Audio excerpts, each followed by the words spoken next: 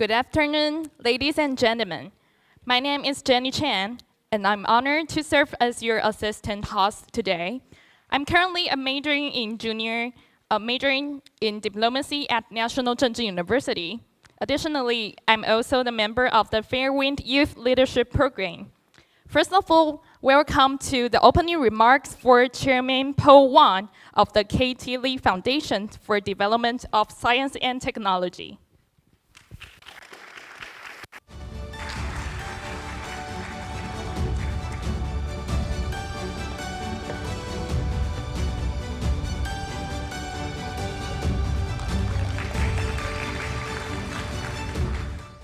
Good afternoon. We have so many important peoples. First of all, welcome Mr. Kishore Mahbubani, and Dr. Suchi, and Joanna Lei, also Mr.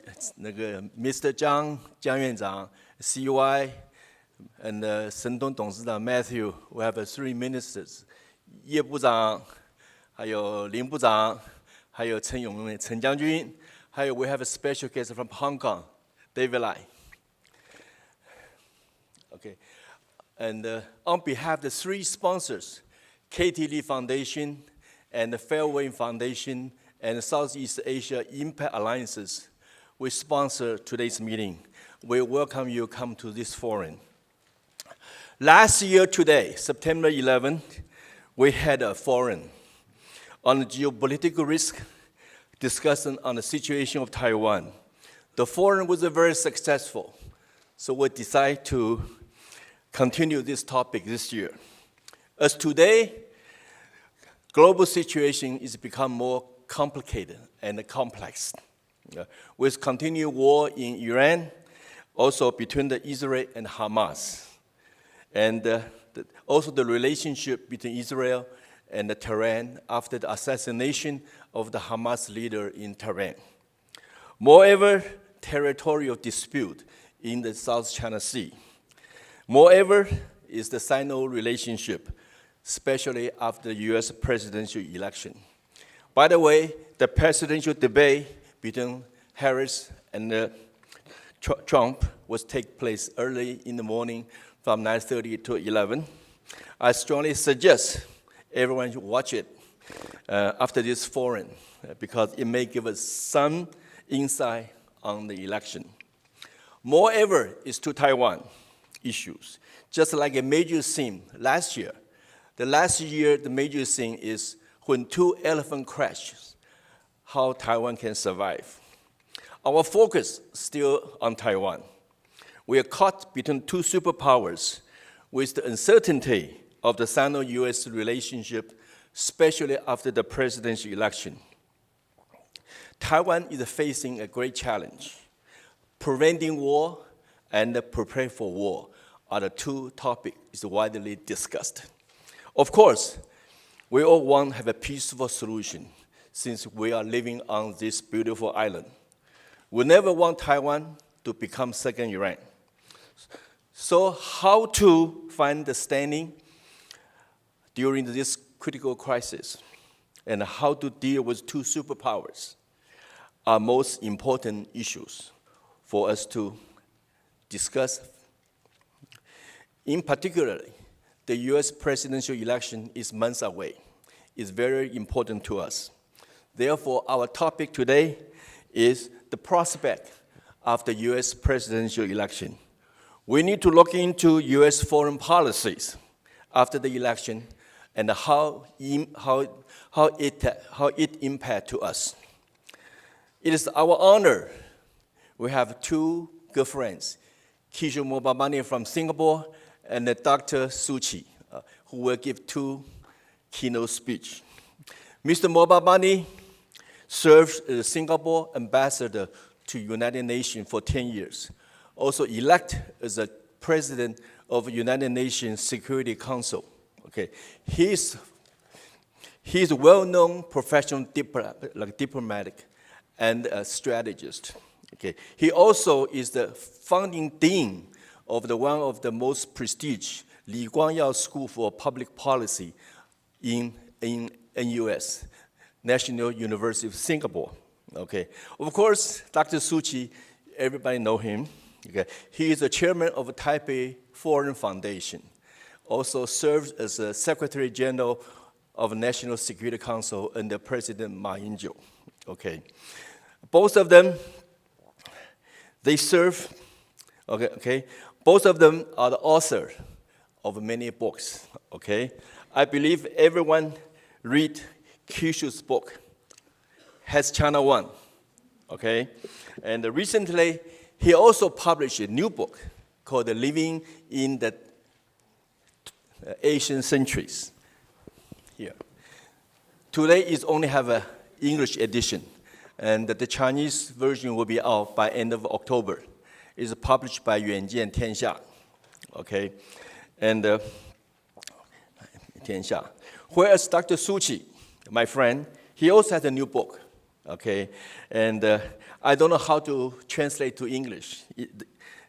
His Chinese book is 美中对看下台湾的选择. So I translate is Taiwan's choice under the Sino-US competition and conflict. Okay. Although it is in Chinese, my understanding you also want to revise this book into an English version. I recommend everybody take time to read those two books. If you haven't read those books, you may pick up the book on the book stand just outside the hall, okay? Okay. Now, so both two keynote speakers, they are the experts on international matters. They will give us insight how the Taiwan should deal with this critical crisis, especially after the presidential election. After this speech, we'll have Juliana Lei join us. Okay, she will be our panelist. She will be joining with Kishore and Suchi. Okay, Joanna also has outstanding records. She is the chairperson of she's a Taiwan Women's League. Also served on the legislators member in the past. Okay, in the past.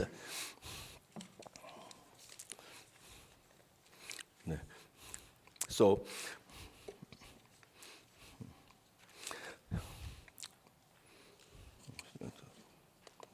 Okay. So I believe the panel discussion will be valuable to us among the three of the panelists, and it give us very interesting insight and rewarding. Finally, thank you again for your coming to this forum, and I know we will have a very successful sessions.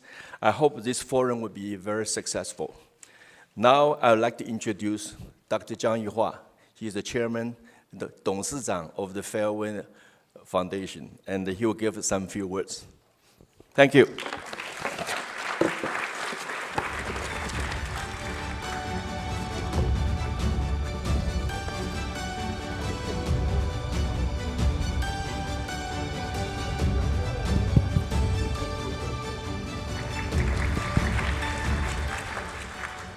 Good afternoon, ladies and gentlemen. Welcome to the 2024 Geopolitical Summit. As one of the organizers of the event, I would like to welcome and thank you, every one of you, for your participation. In particular, I would like to thank Professor Kishore Mahbubani and Professor Suchi for accepting our invitation to be the keynote speaker for today's event. As Paul has introduced very, very clearly, that both speakers of today's event are well-known scholar and political practitioner. Mr. Kishore Mahbubani is an old friend of mine. He served as the representative of Singapore to the United Nations for more than 10 years, and he was the president of the UN Security Council from between 2001 and 2002. And after that, he also was the founding dean of the Lee Kuan Yew School for Public Policy at National University of Singapore. Currently, he is the distinguished fellow at the Asia Research Institute at NUS. It is my great honor that a few months ago, I led a Fairwind Youth delegation to visit Singapore. We spent 7 days over there, and we visited many political government officials, businessmen, and scholars. And one of our target is Professor Mahbubani. And he is so kind to take the opportunity, to take the time to talk to our youth. I think we all share many much of his insight about the geopolitical situation in East Asia. As to my old friend Suchi, he has taught at National Zhenjiang University and Danjiang University for many years. And as Paul said, he was also the Secretary General of National Security Council in Taiwan. He is also the creator of the famous phrase, 1992 consensus, a very important phrase for us to use or choose not to use today. Both the speakers are outstanding scholars and political practitioners. So I believe their remarks today will not only help us better understand the geopolitical situation in Taiwan, in United States and China, but also will help us to get some inspiration for their speech. So finally, I would like to thank you all for your participation and wish the event a great success. Thank you.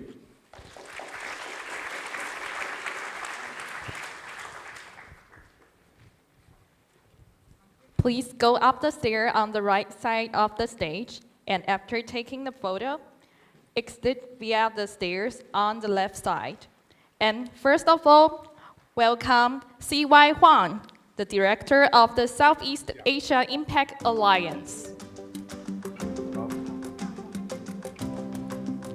Welcome Paul Wang, Chairman of the K.T. Lee Foundation. Welcome Kishore Mahbubani, former President of the UN Security Council. Welcome Suchi, Chairman of the Taipei Forum. Welcome Lei Qian, Chairperson of the National Women's League of the Republic of China. Welcome Zhang Yihua, Chairman of the Fairwinds Foundation.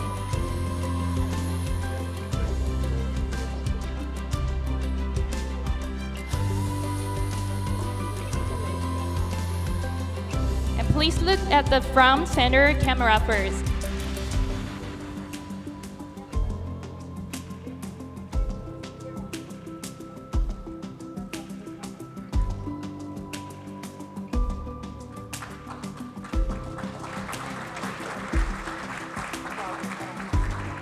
Welcome to the keynote speech by former President of the UN Security Council and founding Dean of the Lee Kuan Yew School of Public Policy at the National University of Singapore, Kishore Mahbubani.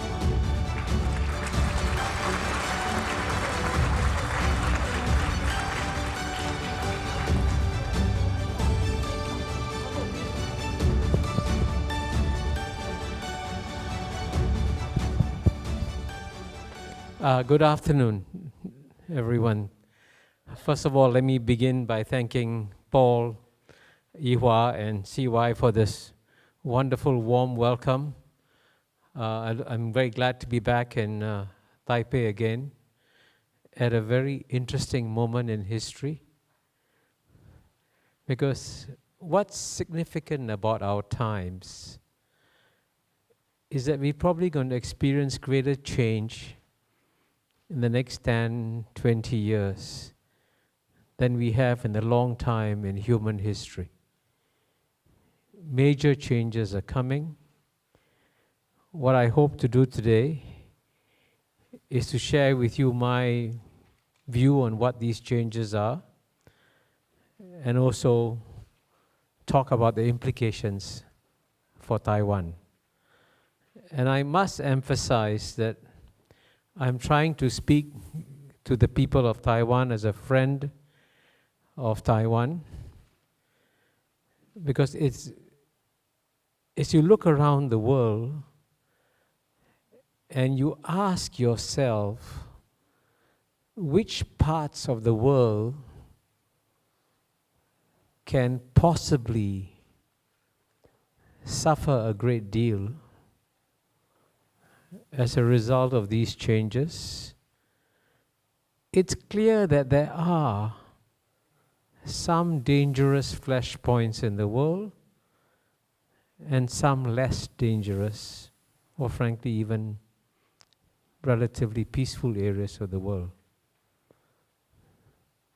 And if you had to do a list of some of the most dangerous areas in the world, by any objective calculation, Taiwan comes very high up on the list. So that's why it's very important for the people of Taiwan to understand clearly what is happening, especially in the field of geopolitics, and that's why I believe you call it the Geopolitical Summit. And then we can also talk about what the impact will be also of the US presidential election. So what I plan to do, therefore, in my remarks is to divide them into 5 parts. First part, I hope to try and give you a broad overview of the big structural changes happening in the world.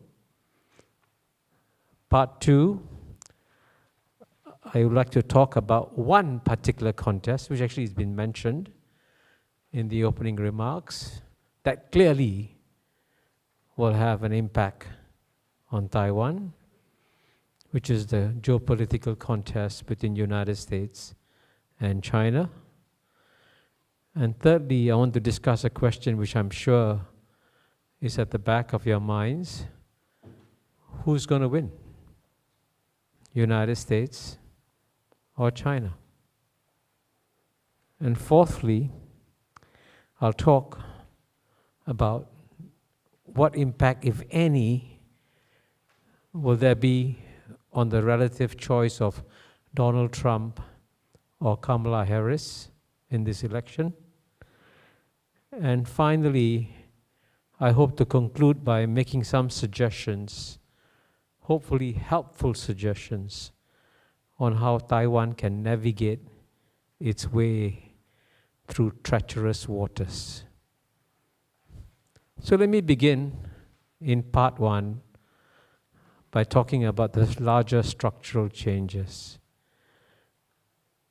And it's important to emphasize here that these structural changes are phenomenal.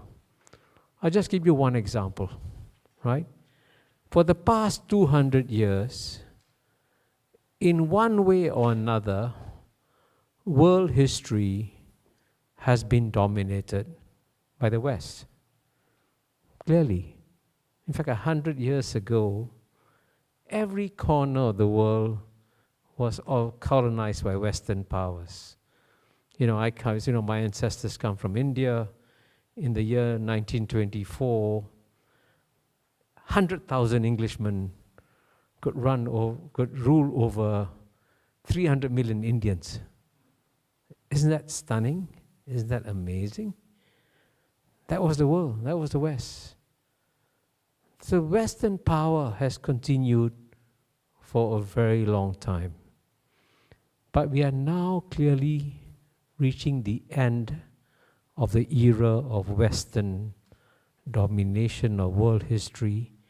But I hasten to add that the end of Western domination of world history is not the end of the West.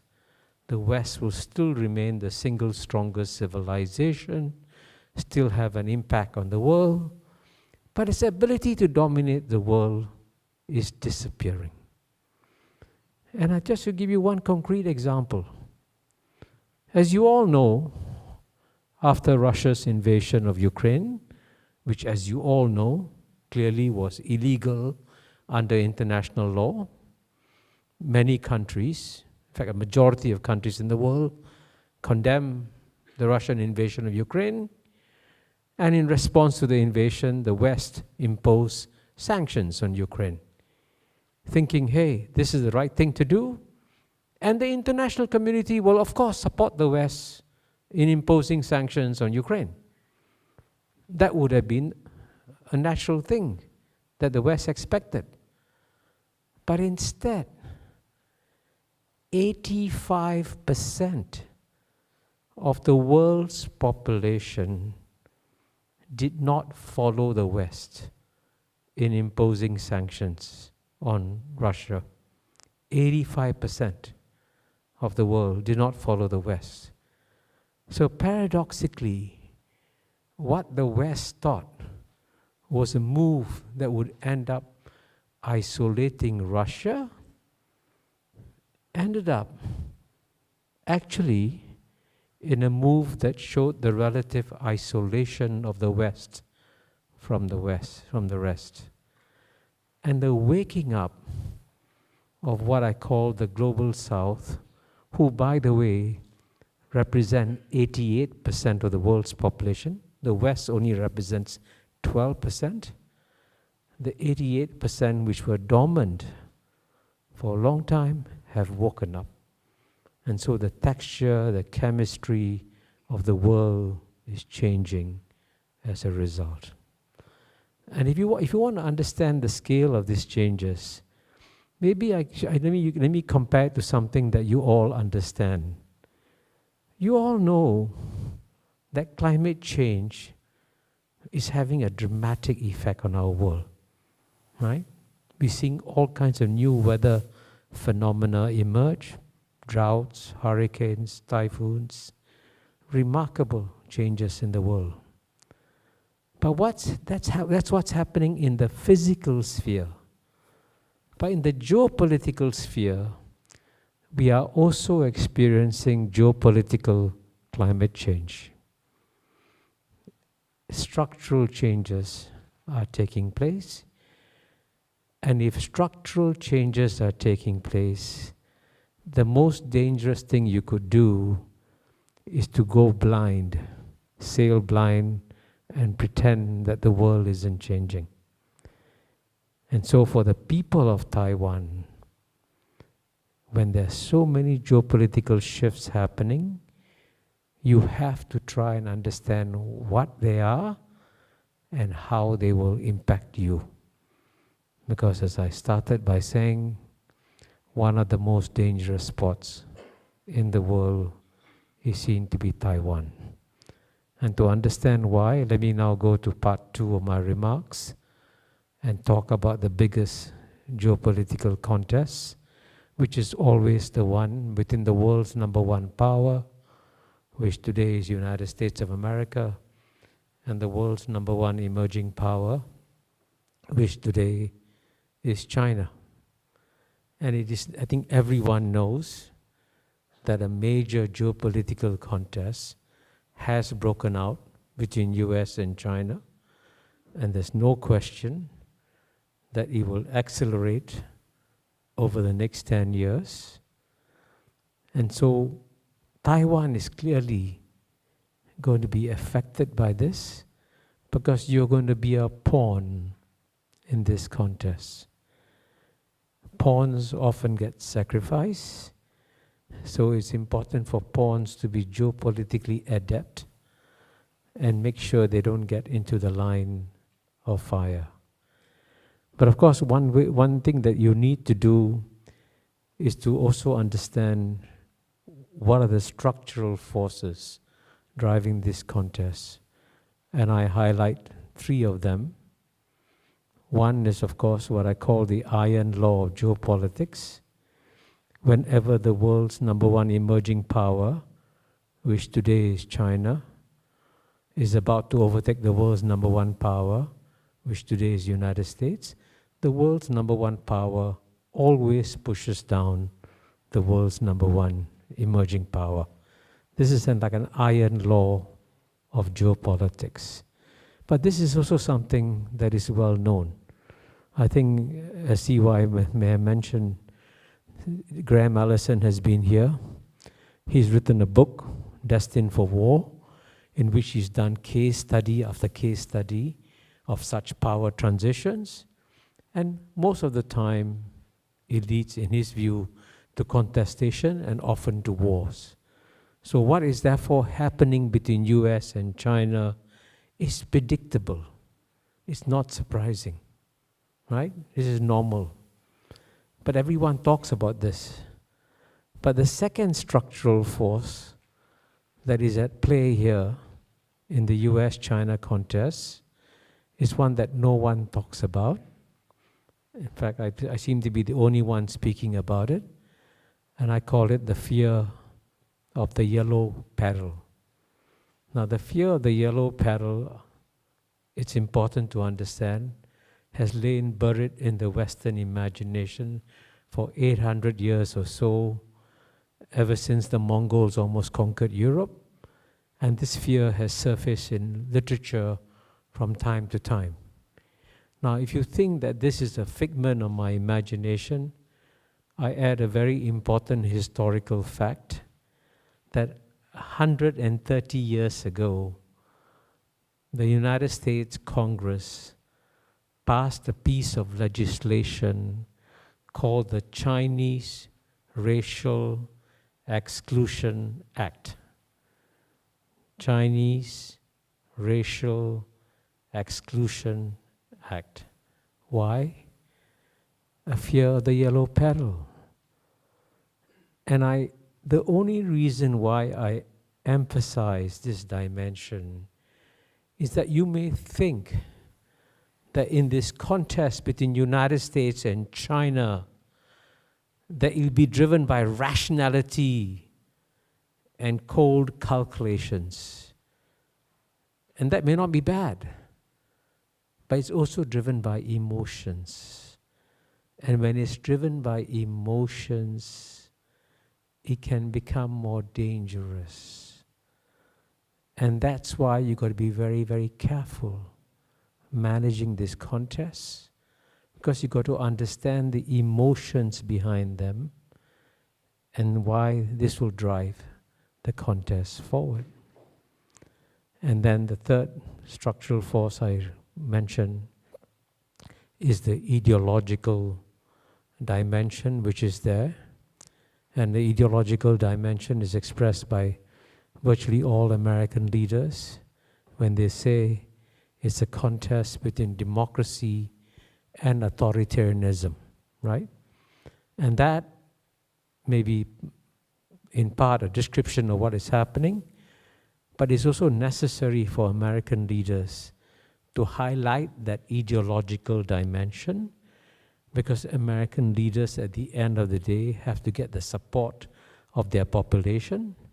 To get the support of the population, they have to explain why this is a worthy cause for the United States to get involved in, and therefore they say we must defend democracy against authoritarianism. And as you know, one way in which the United States won the Cold War against the Soviet Union is that it successfully managed to demonize the other side. And Ronald Reagan famously said that the Soviet Union was an evil empire.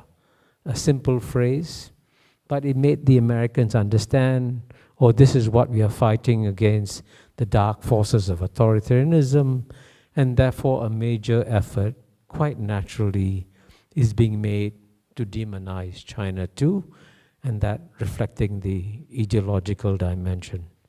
So for all these reasons, because of these structural forces, it's not difficult to make a prediction that the US-China contest will accelerate over the next 10 years.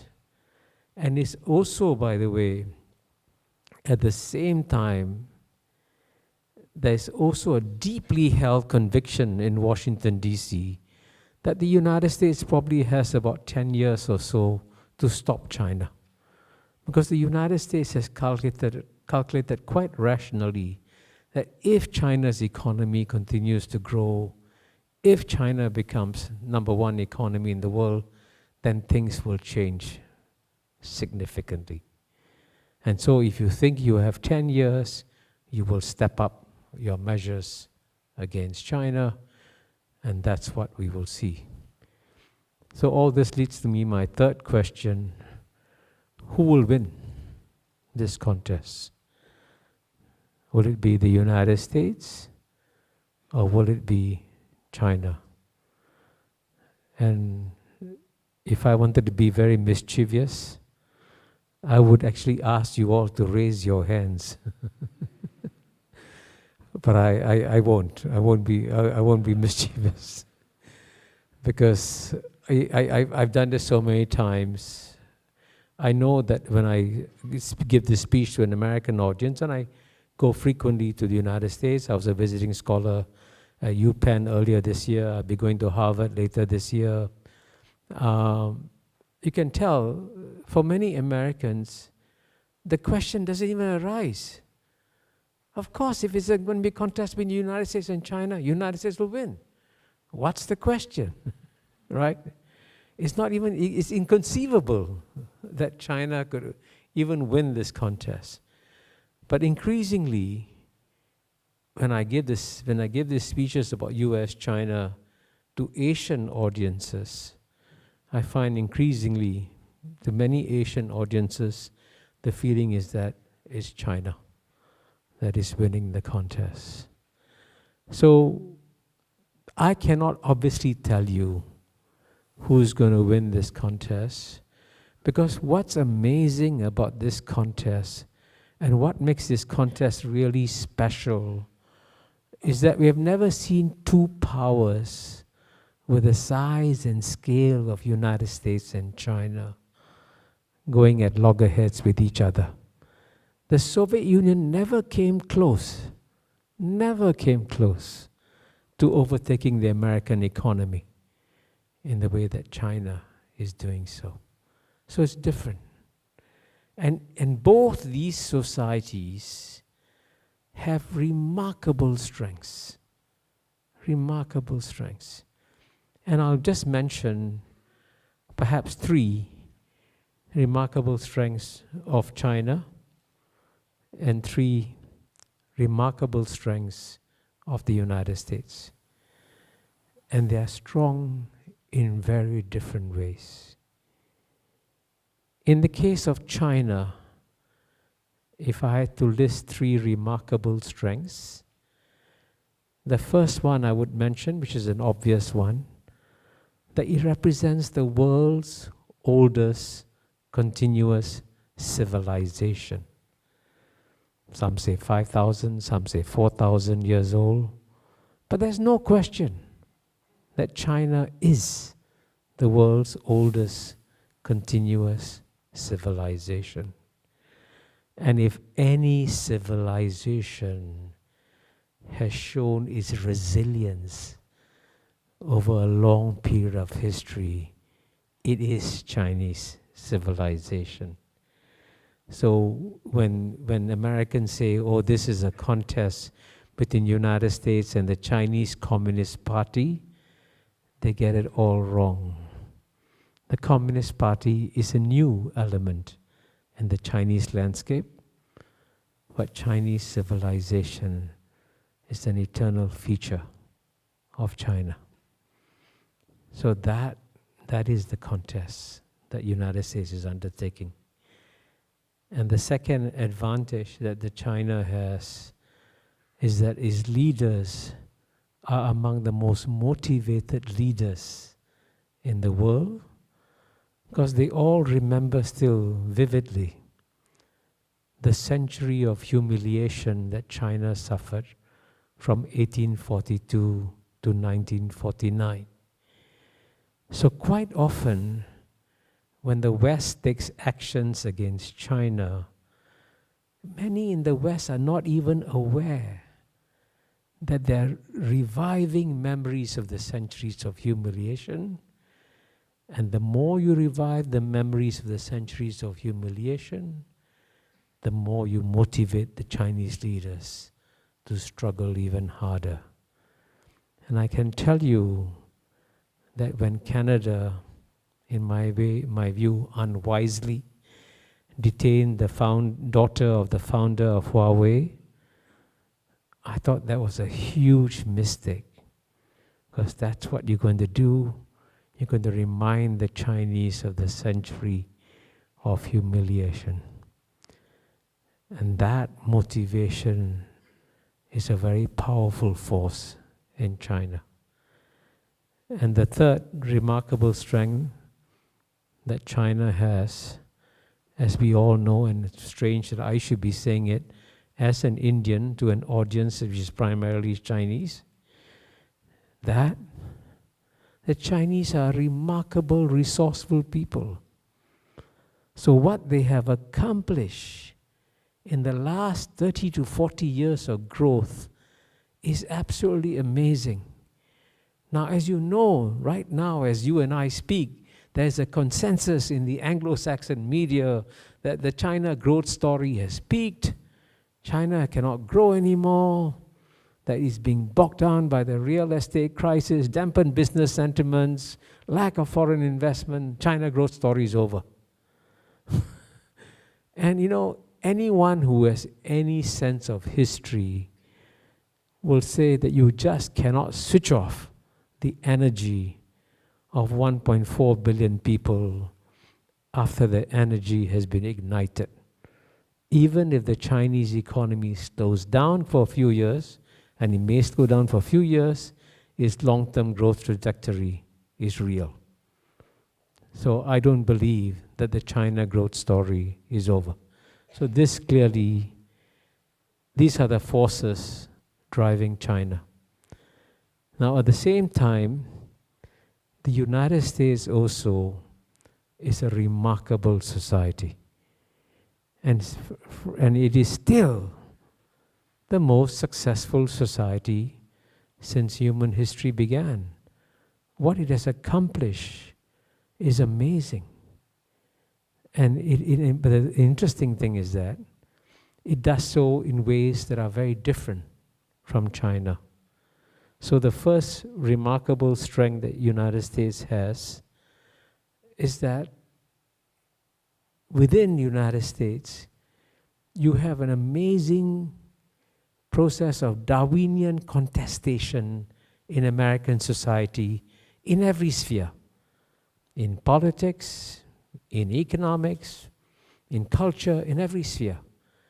And this Darwinian contestation that goes on daily creates individuals who are amazingly strong.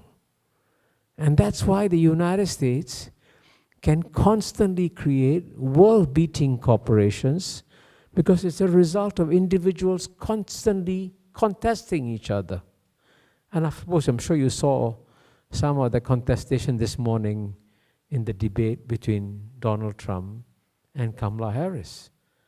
But it's that process of contestation that makes America such a strong society and keeps it going.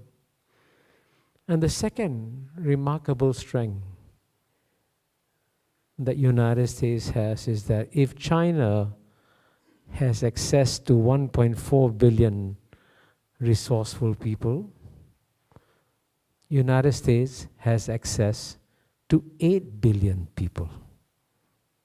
Because the best talents from all over the world, if they're looking for an opportunity, they try in one way or another to find their way to the United States, and they know that if they're good, if they're capable, they'll rise, they'll find the opportunities in American society.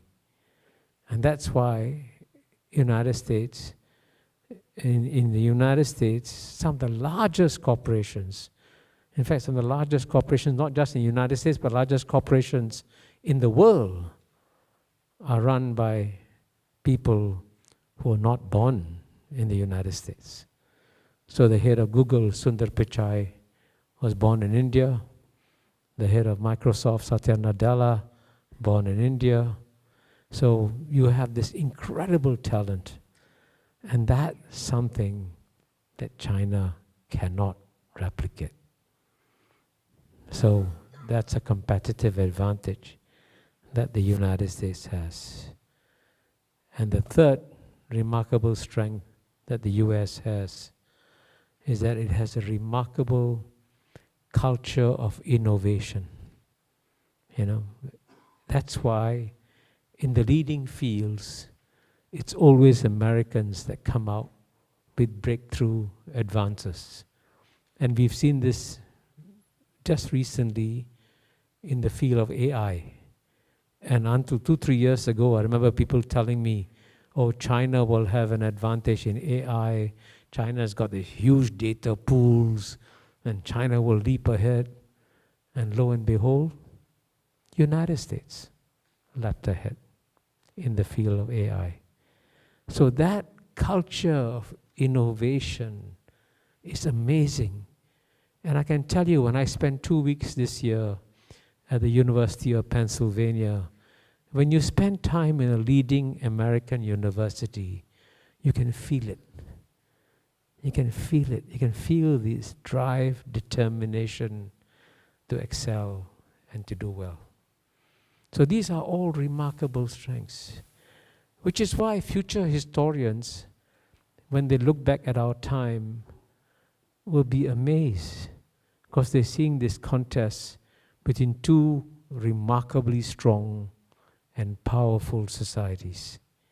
And so it's anybody's guess as to how it'll evolve. Now, so all this brings me to the next question. What difference does it make whether Kamala wins or Donald Trump wins? And here there's a paradox. On the one hand, I can confidently say nothing will change, because this contest, as I explained earlier, is driven by structural forces, not by personalities. Whether it's Donald Trump, Kamala Harris, or anybody else, the US-China contest will continue. It's driven by structural forces.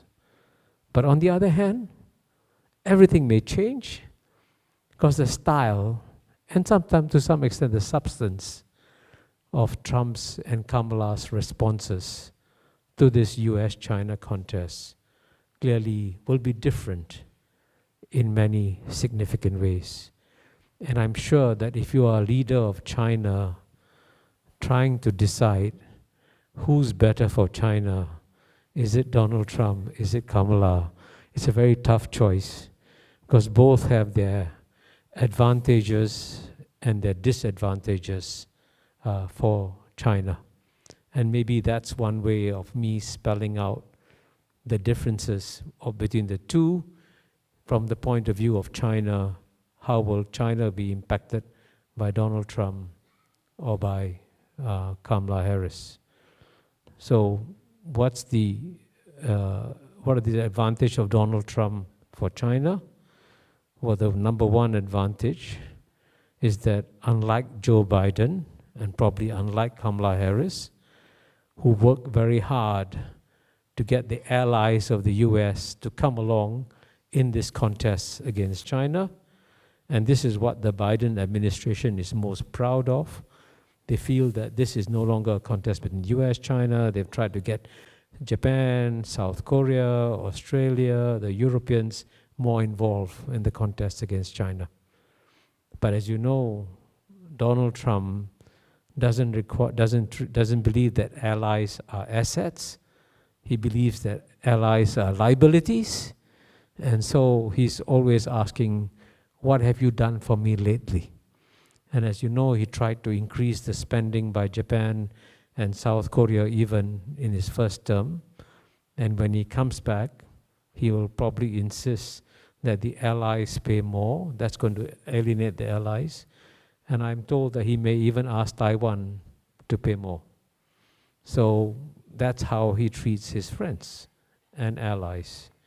So if he alienates allies, that's a plus for China. And the second thing about Donald Trump is that he's incredibly erratic. And because he's erratic, he will also alienate other countries.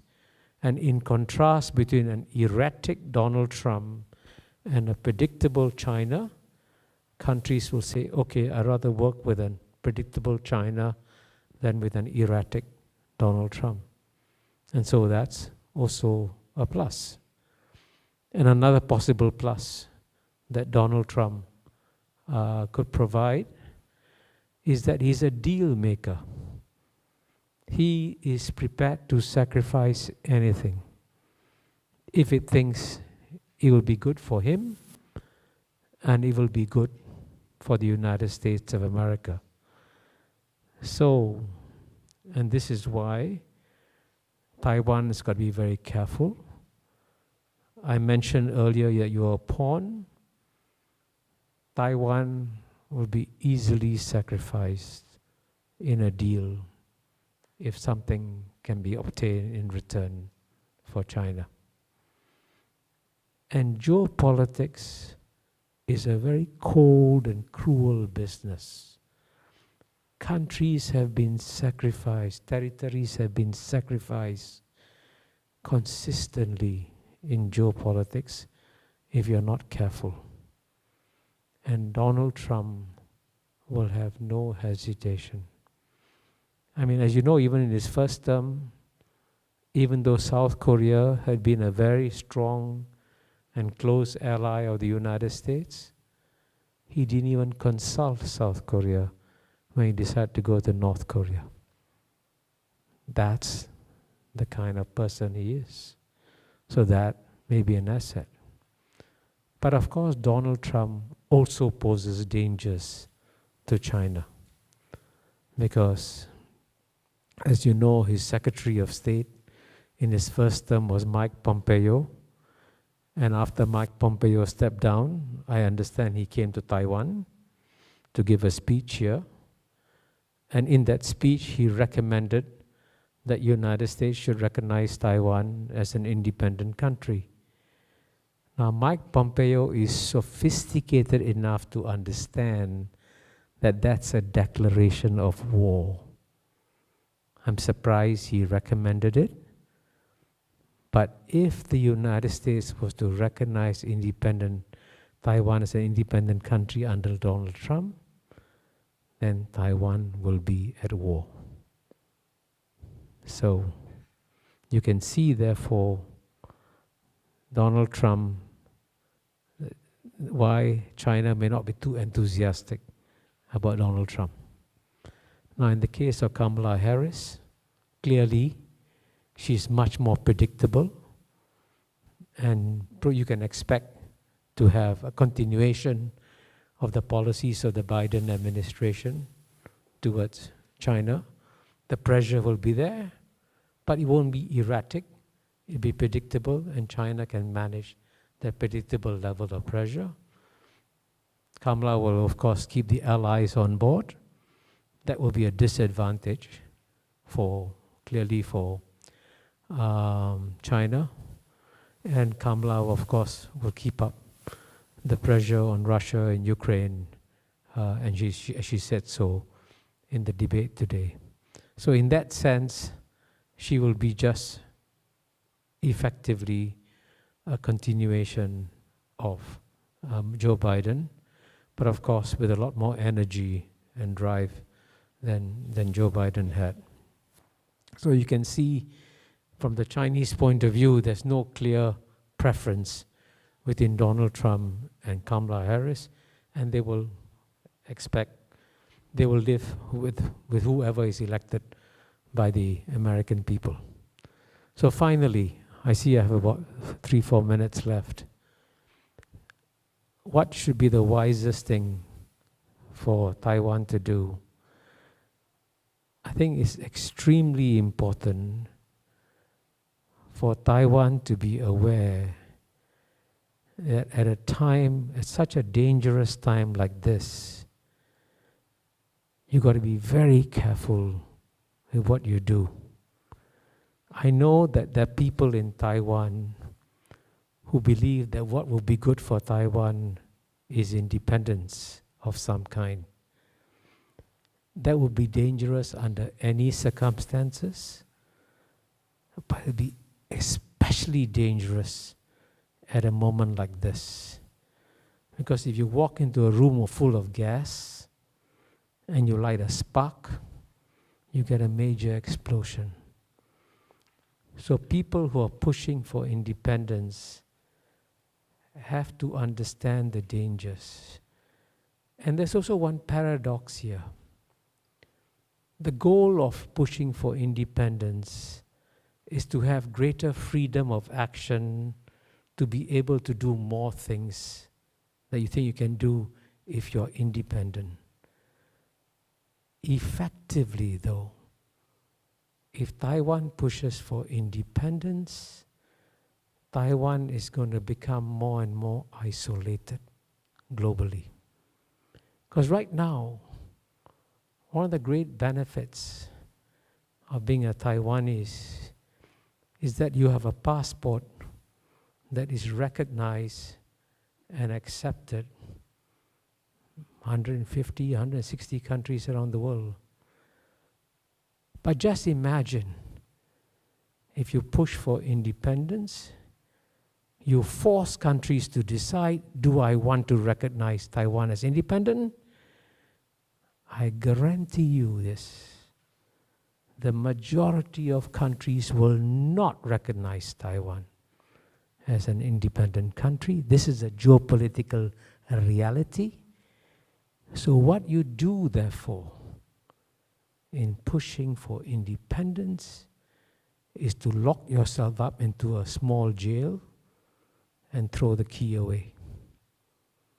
Now, this may be a beautiful island to live in, but your capacity to travel and to engage the world will be diminished, especially now, because it's such a dangerous moment in history.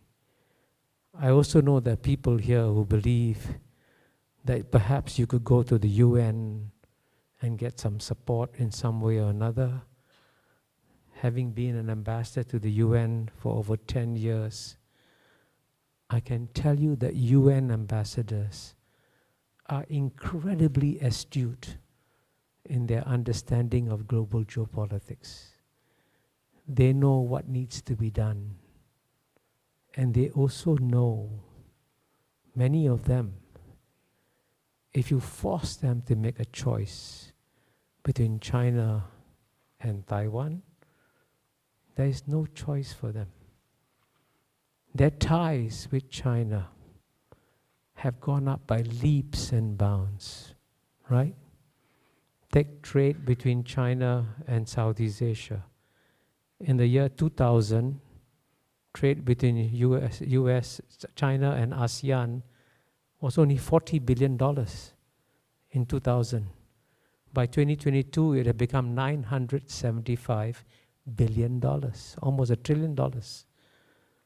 Southeast Asian countries cannot sacrifice $1 trillion in trade. A country like Brazil, that's far away. It took Brazil 20 years ago, 1 year, to export $1 billion to China. Now it takes Brazil 60 hours to export $1 billion to China. And you're asking the Brazilians, choose. So therefore, it's very important if the people of Taiwan want to preserve the peace that they have had, you must understand what a complex, difficult geopolitical environment is arriving your way. Please be extremely alert. Please be extremely careful, because if you're not, the consequences can be very painful. Thank you.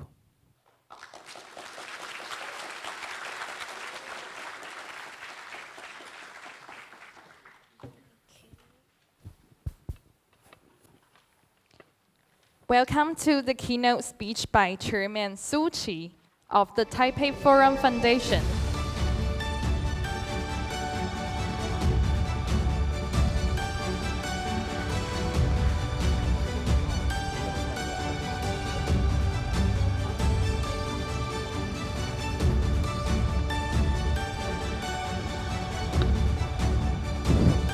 Good afternoon, ladies and gentlemen. Kishore, that was a hard act to follow. First of all, I'd like to thank Paul and CY and my good friend Prime Minister Jiang Yihua for inviting me here to share the podium with my old friend Kishore. I owe him a belated thanks for hosting me a lunch some years back when I visited Singapore and gave a speech at Lee Kuan Yew School. He was the dean at the time, and I knew he once served as a president of the Security Council in UN. So I asked him what impressed you most during your tenure there, and he said 3 words. So I thought, okay, what are those 3 words? He said, power, power, power. And I put that quote in my book. So even though we never talk about this, but I believe he and I belong to the same school of realism in the study of international relations. So when especially when geopolitical rivalry is tensing up, I think realism is something that we should really keep in mind once again. Anyway, I only have 40 minutes and 1 minute is gone. I'm going to talk about, instead of the US election, I'll get into that, but I'll mainly concentrate on the role of Taiwan in US-China competition. Competition is a euphemism, actually. In my view, it's more confrontation than competition. But anyway, we live in Taiwan, and Taiwan, as we all know, will bear the brunt if anything goes wrong between US and China. So we have to pay more attention to that. And my experiences with giving speeches is that after 1 week, people will forget 1/2 of your speech. After 1 month, they forget everything except your joke. And I happen to be not good person, cracking jokes. So I prepared a written script for you, and it's in your envelope. You may want to look at it, or look at the PowerPoint that I prepared separately. Okay, this is the contents. I'll talk about Taiwan's role. There are several roles here, not just one. In the old days, up until the end of Ma Ying-jeou administration, tail wagging 2 dogs. Secondly, now it's bone of contention. Taiwan is the bone of contention between 2 dogs. And the third role, which is worries me most, is Taiwan's the only trigger for US-China military conflict. And why? Untold story of Taiwan. There's a great misunderstanding in the US, particularly about Taiwan. And the fifth is de-triggering. That is my humble proposal for some possibility to de-escalate the tension here. Okay, the tail wagging 2 dogs. This is history. I don't want to go in detail. You can access my prepared script. Anyway, it's actually this is the subtitle of my previous English language book, published in 2009 or 2010. Taiwan at the time was the tail, and we could wag 2 dogs because Taiwan went through democratization, Taiwan economic miracle, and moderate relations with China and all that. So US and China paid great attention to us, and Taiwan took a number of initiatives that changed the cross-strait relations, oftentimes catching the US and China by surprise and forcing them to react, sometimes favorably, sometimes harshly. Examples. Oh, okay. Examples are in my prepared speech. You can see the special state-to-state relations by Li Denghui, Denghui's Cornell visit, 92 consensus, or whatever. I mean, these are all Taiwan's initiative.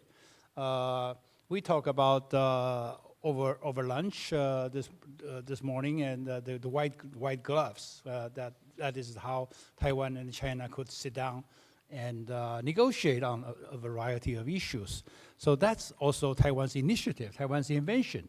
Also, Chen Shui-bian, also, one country on each side and all that.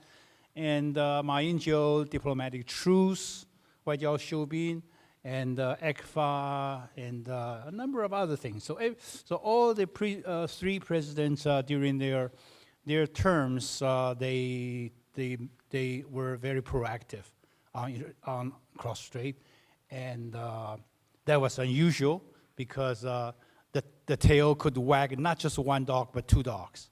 That's most unusual in my understanding of international relations. Now, that was history. Fast forward to the present time, present decade. Since President Tsai Ing-wen assumed the presidency, Taiwan became a bone of contention because Taiwan leaned 100%, 100%, not 90, not 95, but 100% to the US side and 0% to China. As far as I know, this is not a state secret. Taiwan at the time, during Ma Ying-jeou's time, we had 20-some channels of communication with China. Imagine two sides signed 23 agreements. So each agreement is to be followed by a channel because ministry to ministry.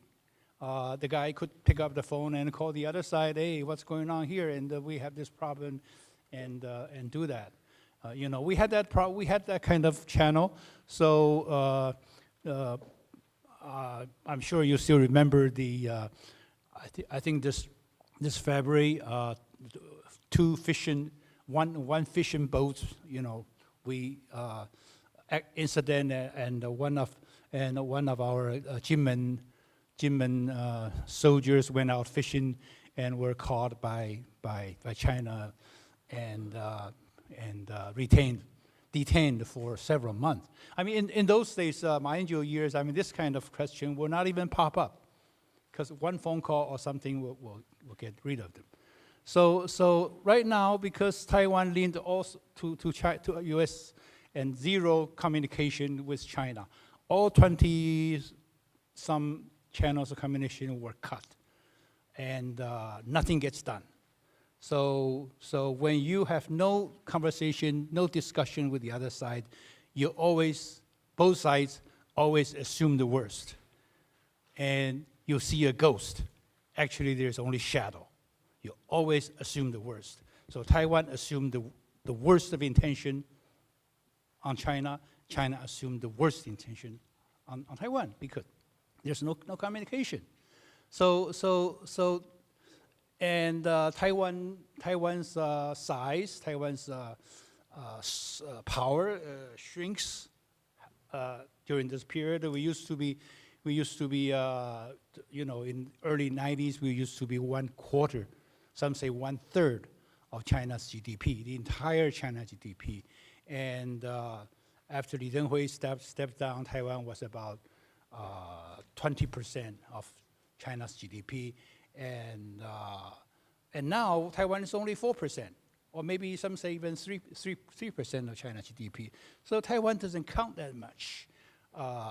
In 1 year, China's growth now is 5 or 6% a year.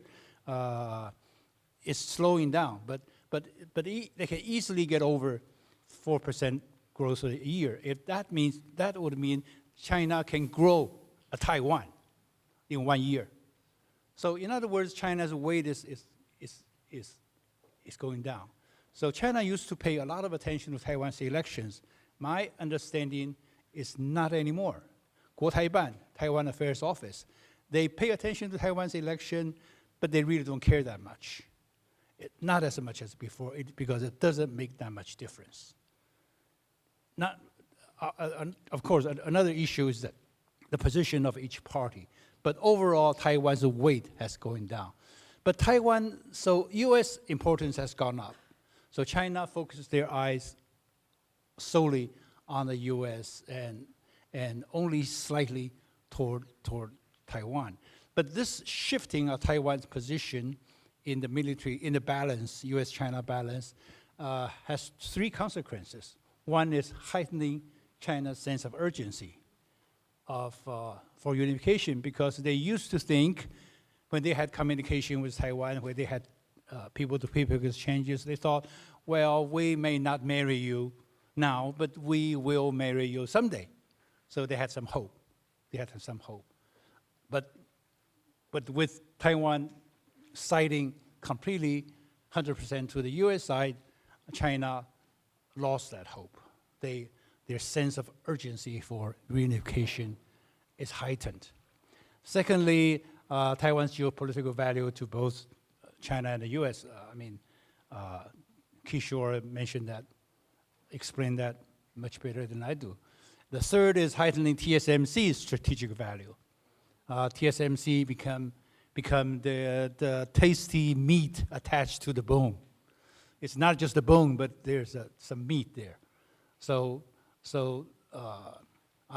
when I thought about TSMC, I thought about the old story in the Old Testament, King Solomon and the baby, the two mothers vying for one baby, claiming that baby was hers. So it took Solomon's wisdom to solve the issue without splitting the baby. And TSMC is the baby right now. Unfortunately, there's no Solomon. And actually worse than that, worse than the bone, Taiwan is also a trigger.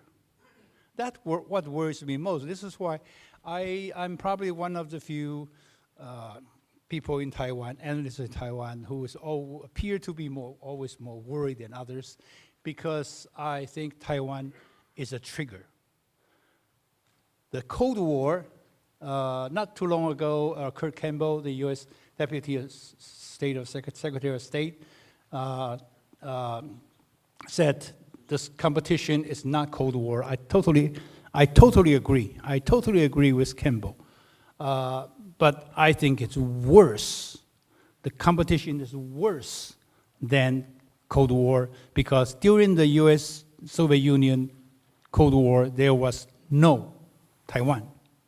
There was no issue, no country, no part of territory that was so near and dear to either US and China or Soviet Union that they were willing to risk a war with another nuclear superpower. So US and the USSR went through 17 years until Cuban Missile Crisis, 1962. Even only during the Cuban crisis, there was that risk of direct conflict between two superpowers. Until then, only proxy wars or crisis. Korean War, two Taiwan Strait crisis, wars in Middle East, Hungarian Revolution, and you name it, quite a few during those 17 years. Berlin crisis, but there was no threat of direct conflict. But not so with this situation, because Taiwan is so near and dear. There's no buffer. Taiwan is right here, so near China, and so dear to China. Not so dear to the US, not so near to the US, but to China. So because of the role, the trigger, Taiwan as a trigger, the competition is structurally more dangerous than the old previous Cold War. Unfortunately, there are too many trigger-happy hawks in Taipei. I don't have the names. You know better, in Washington and also in China. All three capitals. And no communication or very poor communication. And worse. Why I'm so worried? Because US policy is driven by misunderstanding of China. Taiwan, of course, China also has problem understanding Taiwan, but not as as poorly as U.S. I think U.S. is really, I think despite the AIT, presence of AIT here, despite all the CIA work and all that, I think that deep down, they don't know really what's going on here. The bias, one bias, which covers everything, is that the U.S. people, analysts, government, and academia, and media, they tend to view Taiwan as part of the solution, which is true. I think Taiwan should be and could be part of the solution. But they don't realize Taiwan also part of the problem. But there are also three misperceptions. One is that China alone changed the status quo, not Taiwan, and not realizing Taiwan.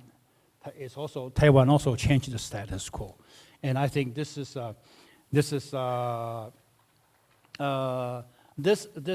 consequences of this misperception is that the heightened China fear of containment, Taiwan-China, U.S.-China collusion against China, U.S.-Taiwan collusion against China. So China's fear is heightened. Secondly, emboldening Taiwan's pro-independence policy. I don't want to use the word pampering, but I think that's practically the case. But at least people in Taiwan, at least DPP administration felt very safe that the U.S. is on our back. So we don't have to worry about, we don't have to do anything. We don't have to reach out to China. We don't have to do anything that is conducive to reducing the tension. And thirdly is responsibility of management. Because Taiwan shirk off its responsibilities, so all the responsibility management fall entirely on Washington's shoulders. Unfortunately, I think not good for the U.S. Okay, this is the first misperception. Second misperception is Taiwan people have the will to fight. I have a lot of evidence. I'm sure people here can offer your own observation. I think the general view in Taiwan is there's no will to fight, except the government-sponsored public opinion poll. Government always sponsor polls that would say 70% of people are willing to fight. Because when you get a phone call from somebody asking you if you're willing to fight your country, you got a phone call. I mean, morally correct answer, political correct answer is yes. But in fact, no. Evidence abound. I put down some in the. It's all open sources data. I'm not in government anymore. I don't have intelligence, but just open sources. We know that. So the young people are, especially the young officers are severely lacking in our military forces, especially in Air Force. Air Force is the front line. They will be the first to die. And they were just exhausted by the now the only aerial PRC's penetration into our airspace. The pilots, especially if I remember, especially the major rank and lieutenant, major, the backbone, the squadron level pilots are quitting en masse, and the young recruits are very few. And also the Army. If you go to any Army units, you will find the company level, company leader and the platoon leaders are in shortage, great shortage. So oftentimes the master sergeant had to serve as the company leader. And because of the lack of trained officers, so the training of the soldiers, now we have recruits, we have 1 year conscript coming in, the training quality is also very worrisome, as far as I'm concerned.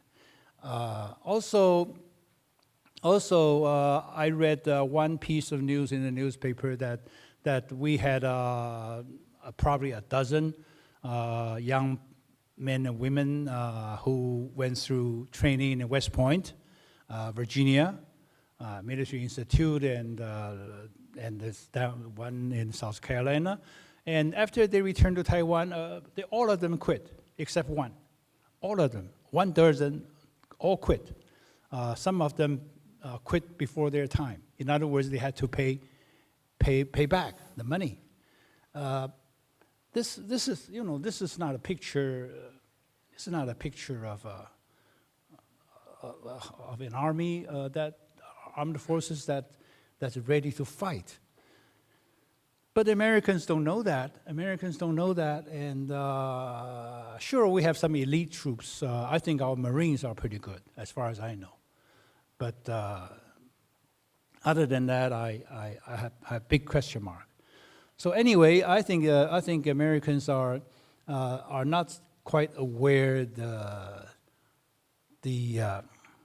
deep heart of the young people here. They only talk to people who are willing to talk, and they will tell you political correct answers. So this understanding, misperception has 3 policy consequences. One is the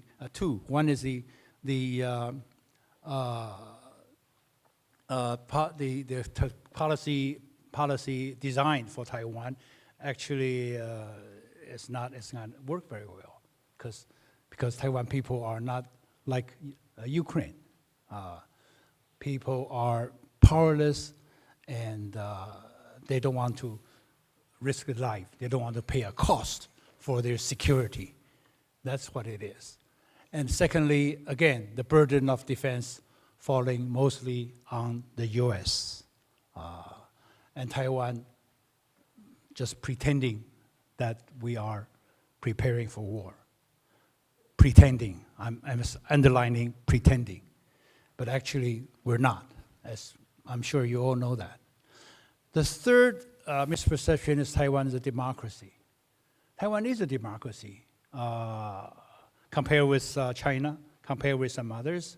But I think right now, Taiwan is moving away from democracy. I would even call Taiwan is probably half democracy.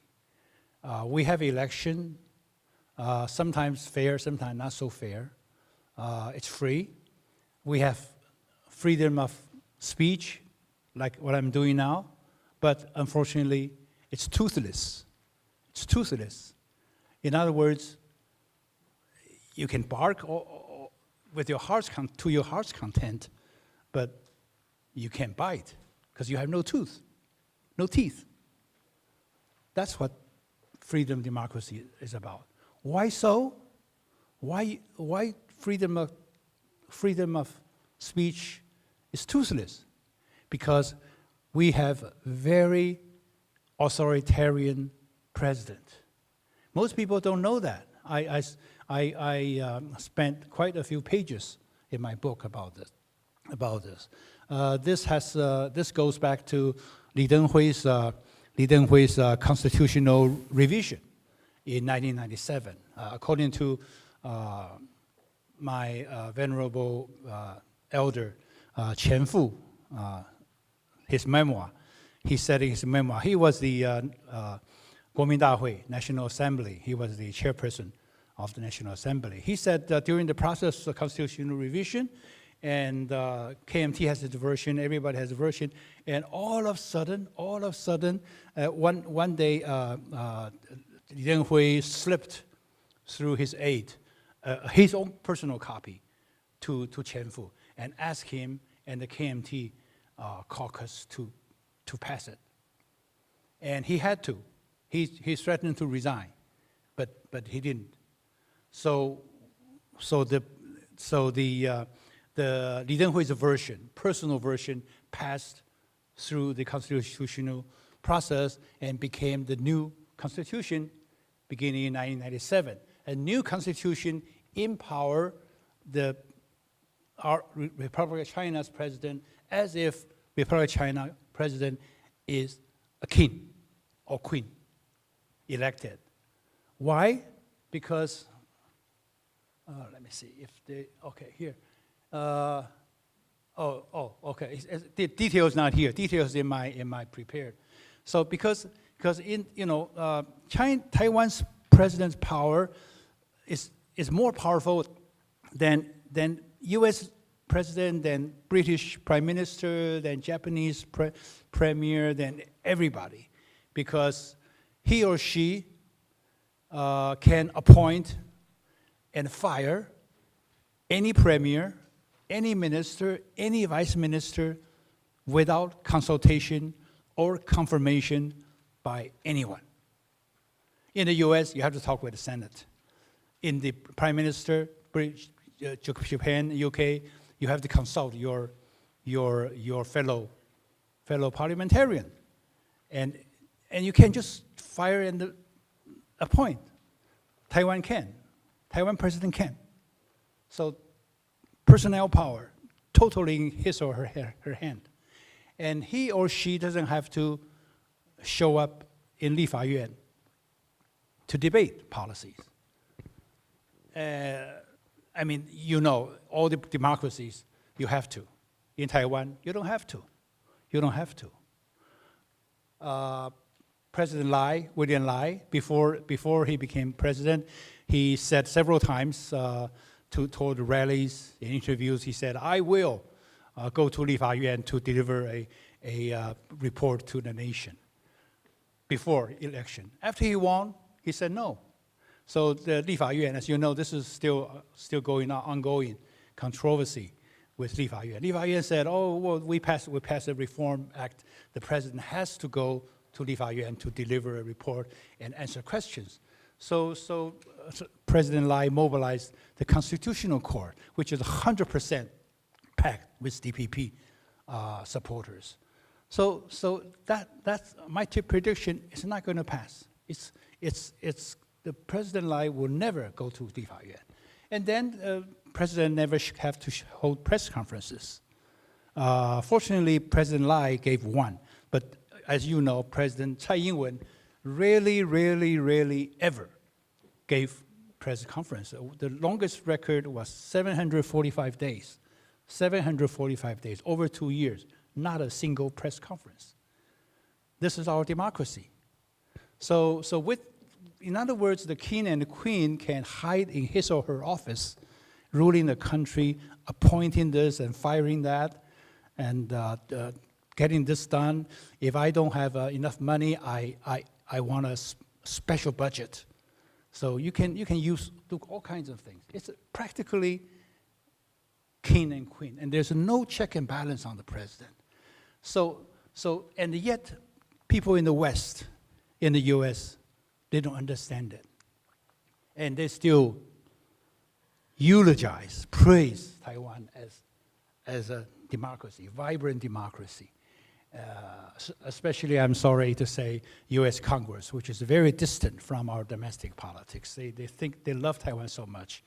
Taiwan is just pure democracy. So in their eye, Taiwan is a Snow White, being bullied by an evil person in Beijing. But actually, they don't know what is Taiwan has a queen or king in Taiwan. This misperception has positive consequences as well. Deeper, oh, I'm sorry, this is not working.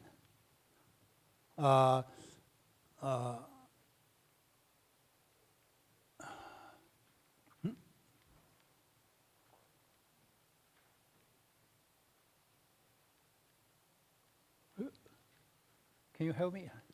怎么都不动了，完全没有反应。帮我弄一弄，回到刚才。回到刚才，好。对，这里好。Yeah. Okay. The bottom 3 lines. Policy consequences.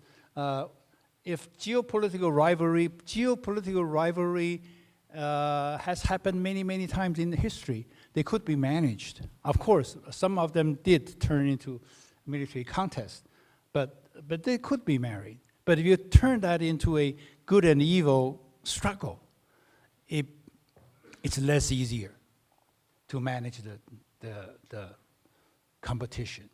And worse is that this practical king or queen, this authoritarianism in Taiwan is polarizing Taiwan society even more. And we all know. And division is deeper. And which make Taiwan people less likely to join ranks during crisis or war. Okay, what to do about it?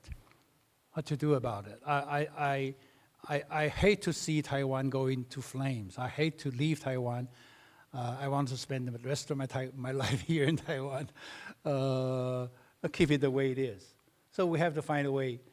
Taiwan has to, if we think of our democracy, you have to fair share of managing the crisis. So my idea is that Taiwan should, what I call de-triggering or minus Taiwan. We should reduce Taiwan's role in US-China relations. Many other people, all the hawks, are trying to highlight Taiwan's role. I think we should do the opposite. We should reduce Taiwan's role. US and China have plenty of things to argue about, plenty of things to fight over. Technology, trade, and finance, and you name it, and South China Sea, and whatever. But I think they can do without Taiwan, and they should do without Taiwan. If they do without Taiwan, their competition can go on for years and decades. No, I don't know who's going to win. Yeah, I tend to agree with Kishore that if you look at the long run, given the current situation, you're forecasting linear fashion is going to be like that. China, according to Ray Dalio's recent report in July, published in July, 2 months ago, in the next 10 years, China's growth will average 4%, which is slower than current past few years. But US will average only 1.4. So the trend is definitely in China's favor. But they can do without Taiwan. Without Taiwan, they can afford to compete without fear of direct confrontation. So how to do that? 3 approaches. I have always favored the first approach. I put that clearly in my book.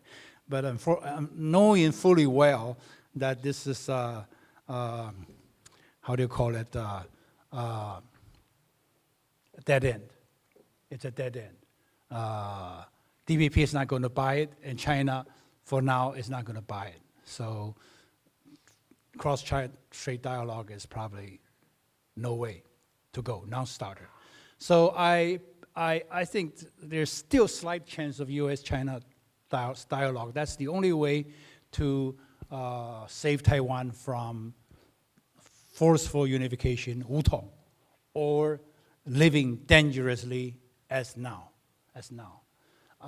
Why there's a slight hope? Because I think, we all discuss U.S. Policy toward China, and I totally agree with he put it very well. It's emotional. U.S. policy toward China is not. He quoted Kissinger several times in his book and his speech that U.S. launched this new policy of competition with China. It had a policy first without a strategy. I think it's so perceptive. I totally agree. And why it was such a rush? Because U.S. had more emotions than senses in the beginning. Because they think they were caught by surprise, by China. Surprise that China is rising so fast, threatening to overtake U.S. So I think the best way to explain U.S.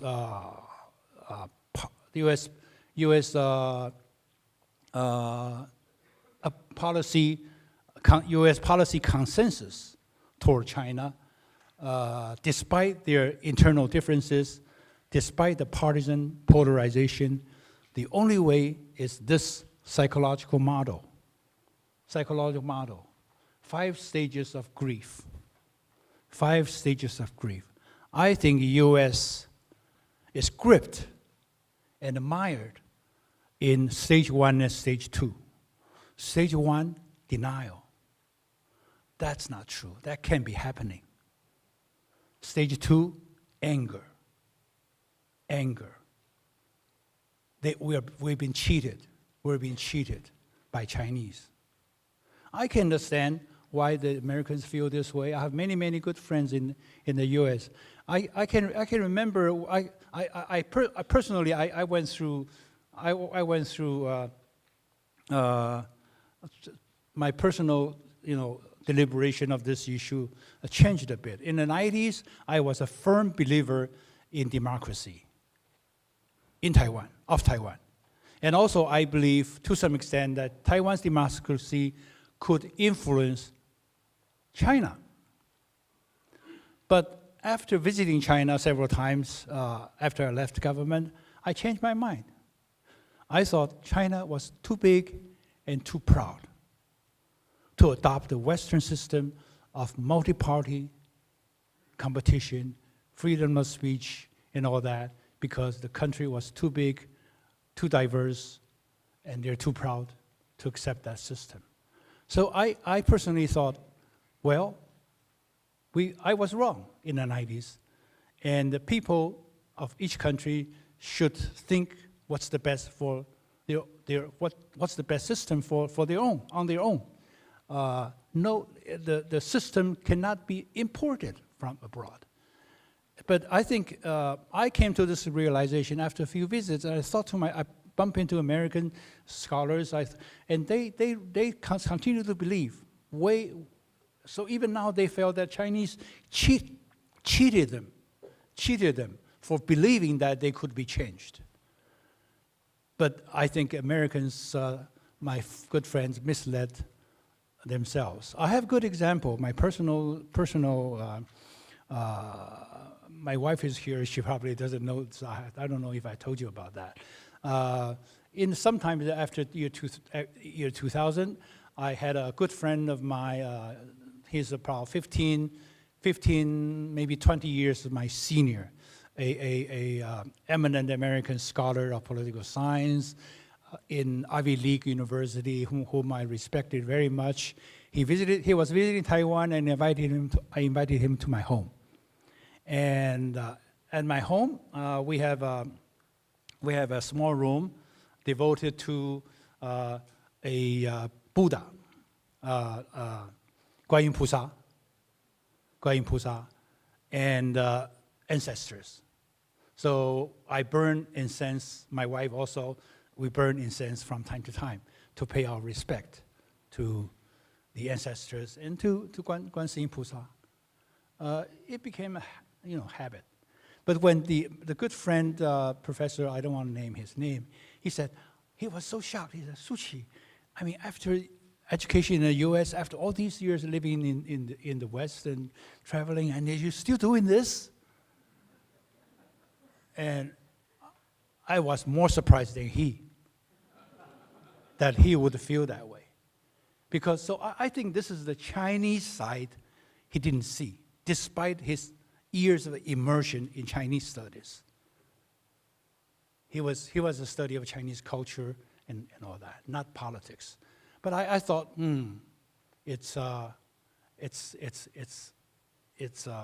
this may explain why Americans are shocked, because I think they fail to appreciate the depth of history and culture of the people in China as well as in Taiwan. So yes, we are westernized, but deep down we are Chinese, and we try to mingle these two comfortably together, but you cannot ask us to separate one entirely out of it. It's impossible. It's impossible. So Americans are deceiving, not deceiving, but they are latecomer in realizing that China's system cannot be changed. So, but they still can't believe it, and this is why the different parties still work together to be anti-China. But I think someday, somehow, I don't know how, if they grow out of these two stages into the third stage, they'll be ready to bargain. This may be out of a crisis, I hope not, or internal changes in the US, political changes, or political debate inside the US, which would slide the US from stage 1 or 2 into stage 3. At that time, the time would be ripe for negotiation. I think China would be ready, even though right now they say, well, Taiwan is their internal affairs. They don't want America to intervene. But I think deep down they are willing to negotiate. That's my hunch. But the time may come, but it takes two things. One is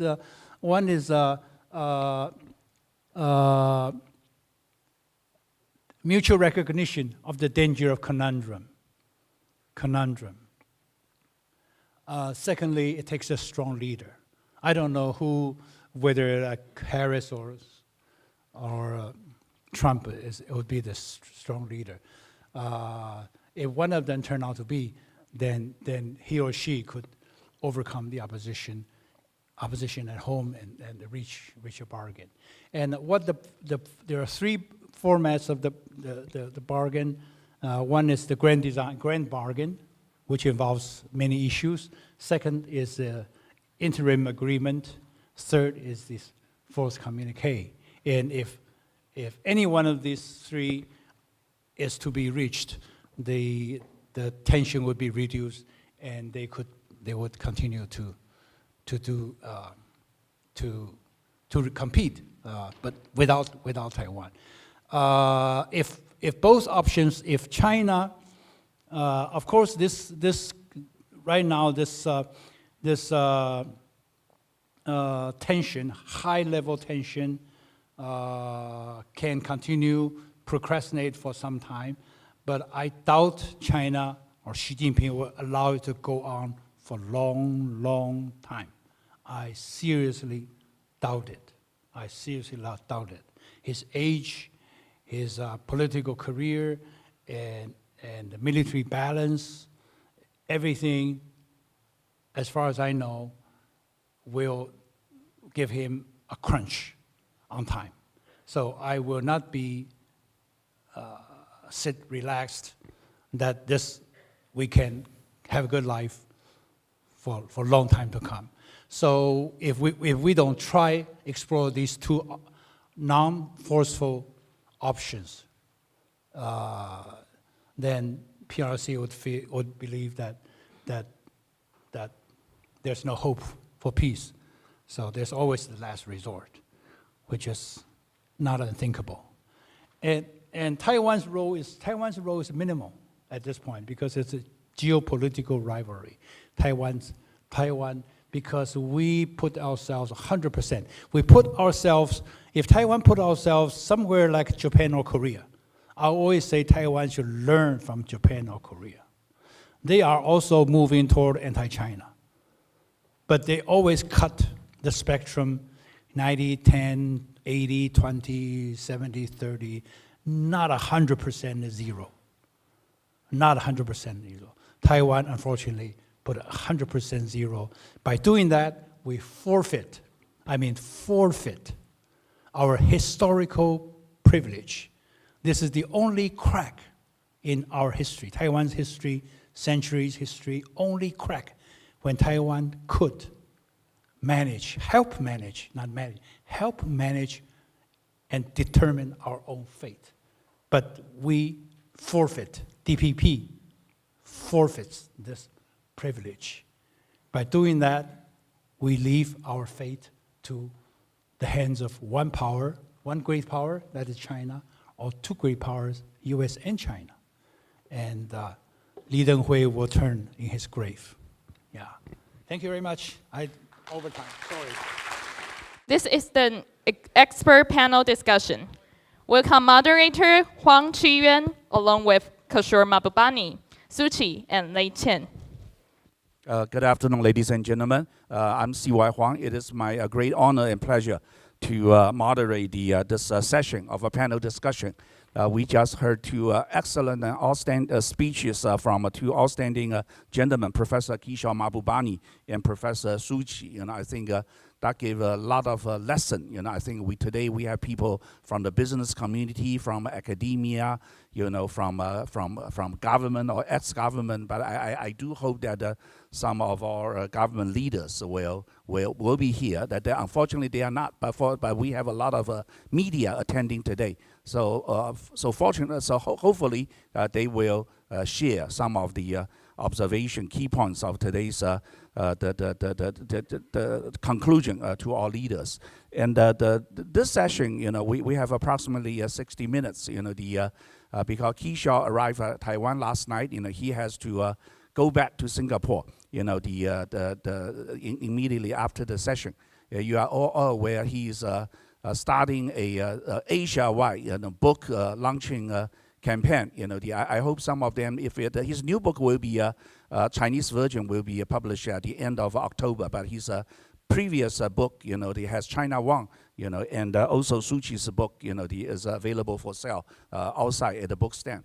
And but this afternoon session, we have another guest who is a female, and she's equally outstanding, the most probably knowledgeable, capable, and charming lady I have known for a long time, Joanna Lei. And she, some of you might know her on the YouTube or some other program. She is a commentator, both domestically and on international occasion on geopolitical issues. So and this morning, I was amazed because we had an indoor, closed session, and Joanna was at the one hand participating in our panel, the closed-door discussion. On the other hand, following the U.S. presidential debate, and at the end of the session, she gave us a summary of the presidential debate. So that truly demonstrates that she is indeed a 女超人, a Wonder Woman. And then she is, if you think Kamala Harris is any good, then you have the Taiwan Kamala Harris. Joanna Lei, may I asking you to say a comment, about the what you just observed on the first half. Thank you. And thank you. When Paul invited me, he gave me a mission impossible. That is to say something smart, succinctly, in 10 minutes after two great minds. So in 10 minutes, I would try to do, hopefully, something that would add a little perspective to our discussion today. When we heard Kishore and Suchi, they clearly laid out the world we're in. And I'd like to just add another perspective, which is geoeconomic rather than geopolitical. And hopefully that will bring our discussion to a full circle on what we are really observing. So for 10 minutes, I have some quick presentation for you. If we look at the world today from a 500-mile perspective, there are two very clear wars in the world. One involves Europe, another involves the Middle East. Next one. And both will have huge impact, like Kishore was saying, will have huge impact in our world and in the world order. Next page. So let's take a look. In addition to just having a tug of war point of view of how US and China are divvying power, let's take a look at a possibility that US-led world order is now at a bifurcation point. There are two different forces pulling the world. There are two polarizing forces. One is the traditional USA plus, which is geopolitical. You have something like NATO and the old TPP and so on and so forth. Another one is a new emerging force, which is PRC-led, PRC plus, which is primarily geoeconomic. One relies on geopolitical might, another relies on geoeconomic influences, such as the Belt and Road Initiative, and so on and so forth. By definition, when you talk about geopolitical influences, it has to work in a mutually beneficial way. It has to work in consensus. And this new way of looking at the world, two different forces polarizing the world, will have a more diverse view on how the world may evolve. So now take a look at the 2024 election. In the United States, you may take Kamala or Trump in terms of their perspectives and how they plan to use government budget. So one would primarily focus on military and security, another would probably focus on social issues and so on and so forth. This morning we heard Kamala said what she intends to spend in terms of building back a middle class. But all of this will also have a huge impact on the already terrible deficit, which is about $35 trillion. And that particular deficit has some components. One is you have huge mandatory spending, Social Security and healthcare. Those are mandatory spending. Then after the mandatory spending, you do debt service and you have some discretionary spending. So where would you spend the discretionary spending would have a lot to do with the rest of us in terms of the world. And they would also have differential impacts on the United States domestically. Some would impact the rich, the haves, and some would impact the have-nots, the middle class to a lower middle class. So let's tie everything together. Yesterday, Peter Peterson is one of the foundations that I look at all the time. They issued a recent analysis from the Penn-Wharton budget model saying that the expected program by Kamala would increase the US deficit by $1.2 trillion in the next 10 years, and the program by Trump would increase the deficit by $5.8 trillion in the next 10 years. So this is an economic perspective. This will impact how America can and would execute their geopolitical or geoeconomic programs. Next page, please. So I'm trying to lay out some more complicated things to make your life more interesting. In addition to the existing Pax Americana, which we all understand has a world order or the rule-based order primarily decided by the United States, the world is evolving into a multilateral order, and at least there are two major factors. One is the regional and multinational associations or alignments are getting increasingly more powerful, starting from RCEP to BRICS, to G20, to Shanghai Cooperation Organization, and to other regional organizations in the Gulf, in Africa, in Americas. So the regional forces are coming back, and by definition, it's the beginning of a multilateral order. The other one is the emerging hub and spoke alignments, not only with the United States as the hub, but also China as the new hub, which is the geoeconomic order. So the world is now a little bit more complex. The next page. Let's make it even more complex. There are new drivers moving our world forward. Technology and manufacturing capacity is changing, especially for digital AI migration, for the EV and the entire energy transformation, and the next frontiers. Nuclear fusion, quantum computing, space, and deep space. All of these are moving in front of our eyes. Then the second new drive is the world trade and new capital market is changing. It is increasingly flattened, and with a stronger platform-based economy, especially in the digital side, you would have the value redistribution. By that I mean, when you look at China price, China standard, and China platform, you would gradually have a world in which the resource provider, the manufacturer, and the branding companies, initiatives, will gradually ease and shift the distribution of price and the distribution of value. The last one, very quickly, is you still have huge challenges, the existential challenge to human beings. Global warming, the pandemic, all showed us in that new world, the lessons learned from the COVID, is that we need to work together. We cannot be separated. We cannot imagine that we can separate the world and still resolve all these new challenges, the existential challenges to human beings. So next page. But there is a very clear inequality in distribution of wealth and inequality in distribution of value. This is the top 10 companies in the world by market cap. And I also added Tesla though it's the 11th. In the top 10, you only have Saudi Arabia's Aramco, you'll have Berkshire Hathaway, and our TSMC in the top 10. So the others are all American-based companies. Next page is even clearer. This is the multiplier effect of Wall Street. I looked at their revenues, their market cap, their price per share, but the most easy telling story is the PE ratio. You look at Apple, the PE ratio is at, well, I can see mine. PE is 34.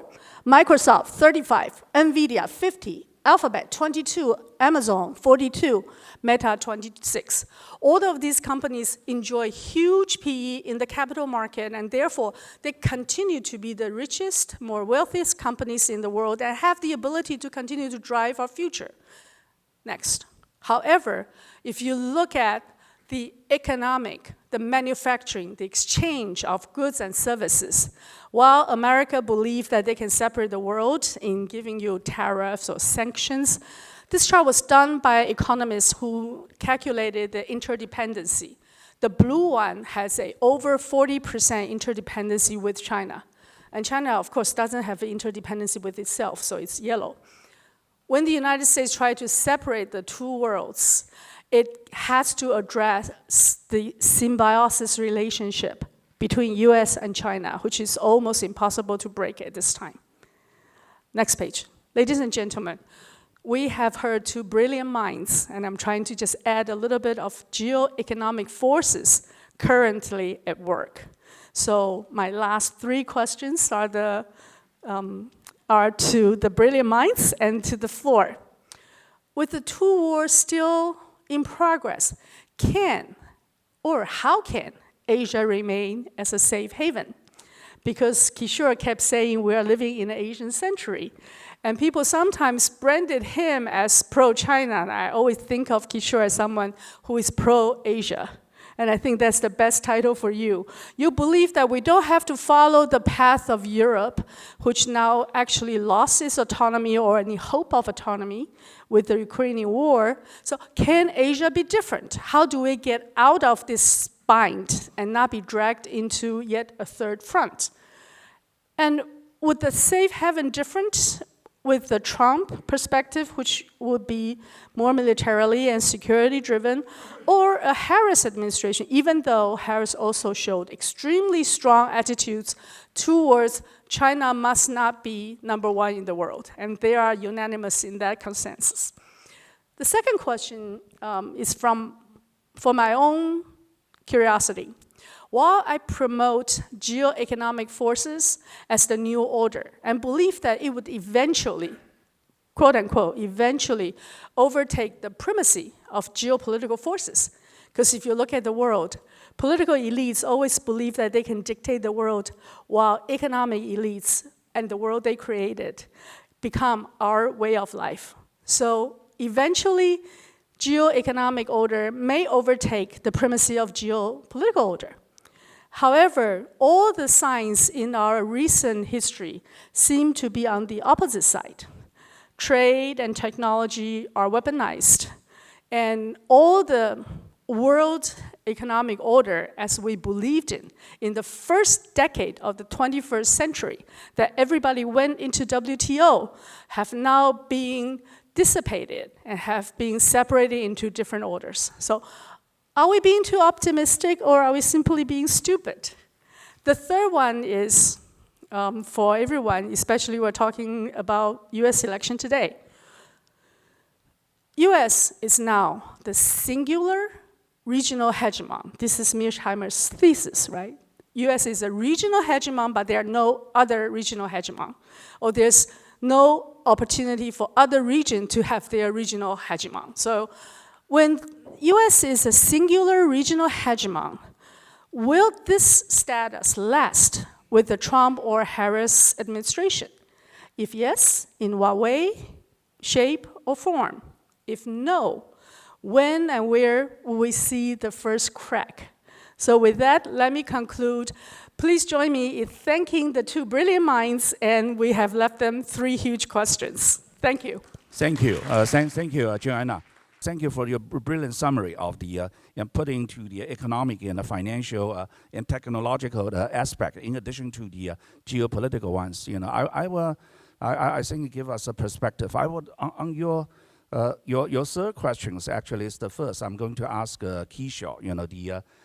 Basically, you predict the rivalry between U.S. and China, and you say that the U.S. is maybe ahead in 10 years, and then China will eventually catch up. And what the U.S. is trying to do is to prevent China catch up. That is where the conflict coming from. And then last year, one of the speakers, Graham Allison, in his book, the Destined for War,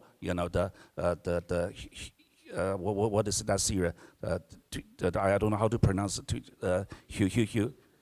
Thucydides series, So the Destined for War, But so back to this, what is the end game? What can you analyze for us? What is the U.S. trying to do at the end? Keep knocking China down, and what is China trying to do? And Xi Jinping recently said that he has no intention for become a superpower. He said Chinese is peace-loving. They have relations with a lot of other countries. They don't try to impose its own value to other countries. So maybe you can share some light with us about what U.S.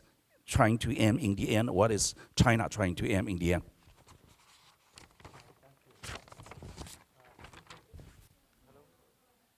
You use this one. First of all, let me begin by joining by saying that was an excellent presentation, and I'm glad you brought out the economic, financial, and technological dimensions, because they're also going to make the world a much more complicated place. And I think one statistic you provided that I think all of us should pay attention to is the size of the U.S. national debt, which is now already 125% of GNP, and debt servicing may soon cost more than the U.S. defense budget. And that will also eventually have geopolitical implications, because if the American people get tired of having to pay for this debt, and they have to choose between cutting down on internal commitments and external commitments, logically, the American people will say, we will keep our internal commitments, our social security, our entitlements, and we will cut our external commitments. And that, I think, will be Taiwan's nightmare 10 years from now. Because all of the policies, many of the policies of Taiwan are predicated on the basis that you will have the eternal support of one superpower. But that eternal support may not be eternal, may be time-bound. And if it goes away, which is a realistic possibility, what is your plan B? Any country, every country in the world at a time of changing geopolitical, environment, you must have a plan A and you must have a plan B. Because if you only have plan A and it doesn't work and it crashes, then is a prescription for trouble. I think that's what your presentation brings out. Now, in the case of what is the ultimate goal of United States and China? Against China.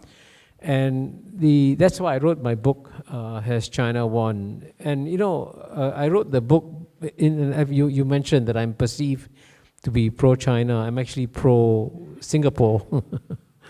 And I'm trying to help both US and China navigate a better outcome. And in my book, Has China Won? It was Henry Kissinger who gave me the main insight, which is that the United States has launched a contest against China without first working out a comprehensive long-term strategy. So there's no clear end game of the United States. And essentially... But now they have a strategy. They want to prevent China becoming number one. That's their strategy. No, they have an attitude of wanting to prevent China from becoming number one. they don't have a strategy that spells out, I will do A, B, C, D, E, and then that will stop China from becoming number one. So, and that's what Kissinger is implying. If you just impose tariffs, any economist will tell you that when United States impose tariffs on Chinese products, China doesn't pay for the tariffs. American consumers pay for the tariffs. And the deficit hasn't gone down, right? So it hasn't worked. The efforts to stop China's technological development cannot succeed. And in fact, even The Economist came out with a cover story saying China is today a scientific superpower. So where is your strategy? What you have to, if you have a strategy, you got to document. In the case of the Soviet Union, it was successful because the United States cut off the Soviet Union from the rest of the world. And the Soviet Union then collapsed. China, and I'm glad you used the word geoeconomic, China is more integrated with the rest of the world than the US economy is. So the United States cannot isolate China. So, you know, there's no clear practical goals that the United States has identified for itself. And as a friend of the United States, I would say, you don't have a game plan. Whereas by contrast, China does have a game plan. You mentioned BRI. Now, BRI was not designed by China out of any sense of altruism. China wasn't going out there with a big heart trying to save the world. China was doing something that is in China's long-term interests. To have countries have such deep connections with China that they won't give up they won't contain China. So whatever China has been doing, therefore, is part of a systematic, comprehensive strategy. And the United States, as of now, doesn't have a matching strategy. And so for the people of Taiwan, you know, you got to figure out, in a contest between someone who has a strategy and someone who doesn't have a strategy, are you betting on the right horse, right? So these are the sort of hard questions that you have to answer. But at the end of the day, I also believe that in the conclusion of my book, Has China Won?, I emphasize that both United States and China will be better off if they press the pause button on the US-China contest and focus instead on common global challenges, which you also mentioned, like climate change, like pandemics, and so on and so forth. So the end goal of all those of us who are not in the US-China contest should be to encourage both to find ways and means of getting along for the benefit of the global community. So US and China should find a way to cooperate rather than compete, you know, and killing each other, you know, and that's also what the cross-strait Taiwan and China should do. So my next question to Suchi, Professor, is you know, we know that Xi Jinping's goal is 和平统一, peaceful reunification, but we seem to be moving away from that. You know, the William Lai's insistence about the sovereign status of Taiwan, and that is now that is getting very sensitive. You know, so how and now, according to you, there are no dialogue, let alone cooperation. So how can we lead us to a peaceful reunification, please? As I said in my PowerPoint, there are only two peaceful ways to unification, and one is already dead. 靠近. One is already a dead end, and the other one is U.S.-China, and that depends more on U.S. and China. So I want to go back to Joanna's first question. That has to do with your question too, because without the U.S. now holds the key. U.S. is always the driver in U.S.-China relations. U.S. is still the superpower, the driver of the world, not politically and economically. There's no doubt about that. And of course, peace in this region.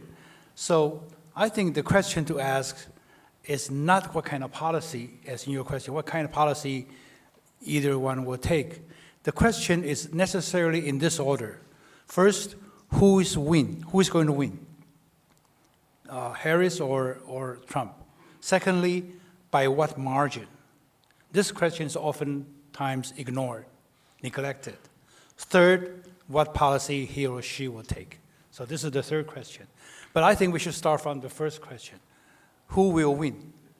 Frankly, I don't know. I don't know. I don't want to pretend that I'm expert. I'm not. And I don't even want to venture to guess. But what I do know is the second question, unfortunately, right now, is more important than the first question, because the guy or the lady who wins will have to win big in order for the country, for the US, to return to normal life.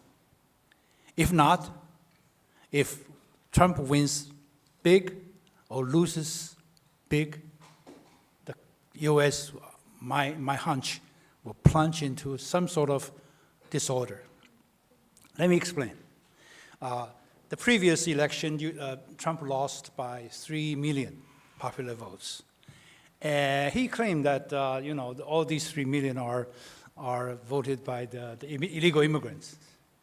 So next time, if he loses again, again by small margin, let's say 3 million, or maybe a little bit more, he would say again, once again, my victory is stolen by Democrats. And his crowd would rise up in arms. There are 300 armed militias in the US right now. 200 of them are Republican inclined, and 100 is Democrat inclined. And out of the violence committed in the last 3-4 years, again, 2/3, according to a US police report, 2/3 are by the Republicans' armed militia. So if he wins, if he loses by small margin, U.S. will plunge into chaos and over the country. I cannot predict where. So and we don't have to even talk about policy, because this question would consume our energy for quite a few months. And if he wins by small margin, and let's assume. Democrats will take it lying down. I'll live with it. Too bad. We accept the result. Then it's okay. If not, if the 100 armed militia inclined toward Democrats, if they would rise up somewhere, also it's a smaller scale violence. But if not, if the Democrats take it lying down, and Donald Trump will be very much a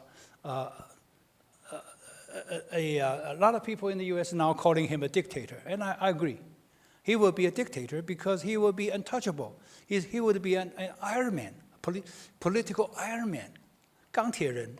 Nobody can touch him, because he has brought together all the Republicans, all the people who were moderate Republicans, either kicked out or they gather around him. So this time I look at his campaign.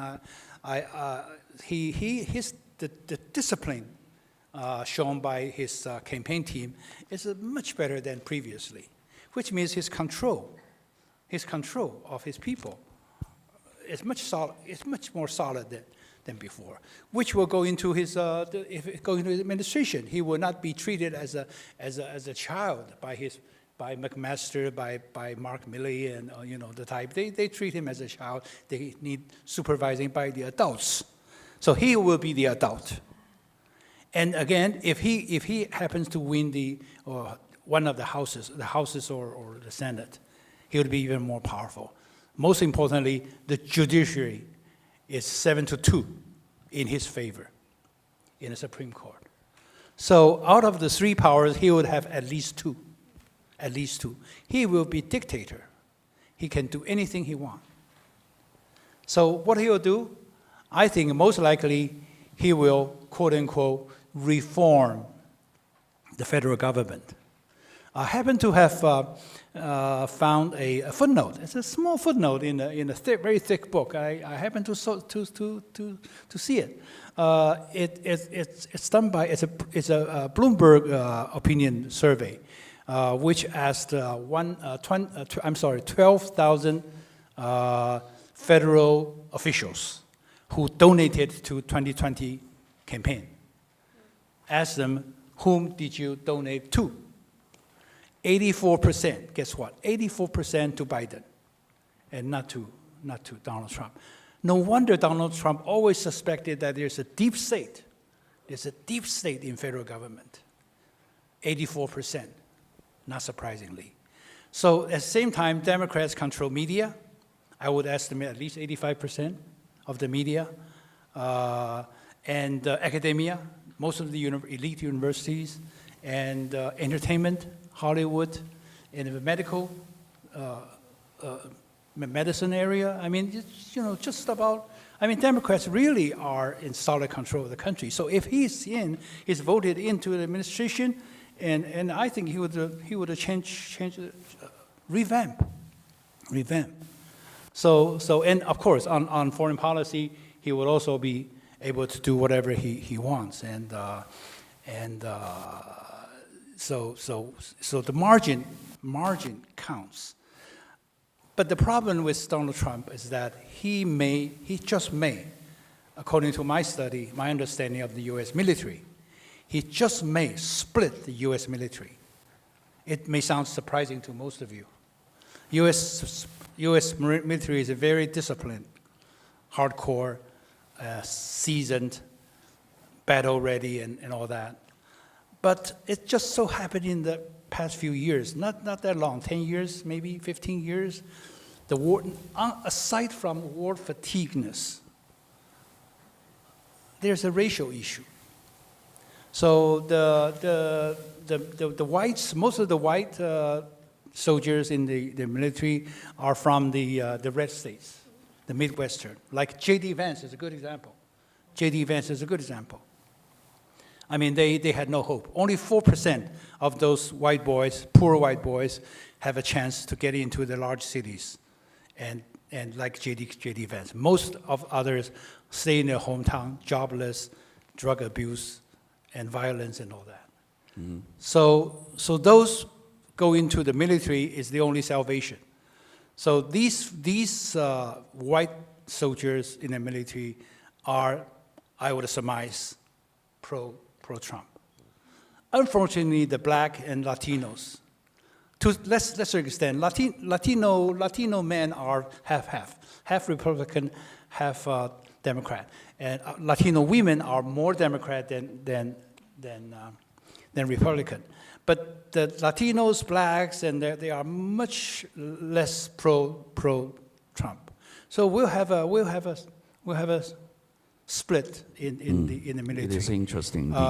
So it's dangerous. It's dangerous. The U.S. will be a very different country this year and next. So the margin counts, and we don't have to worry about our problem until we get cleared on this problem.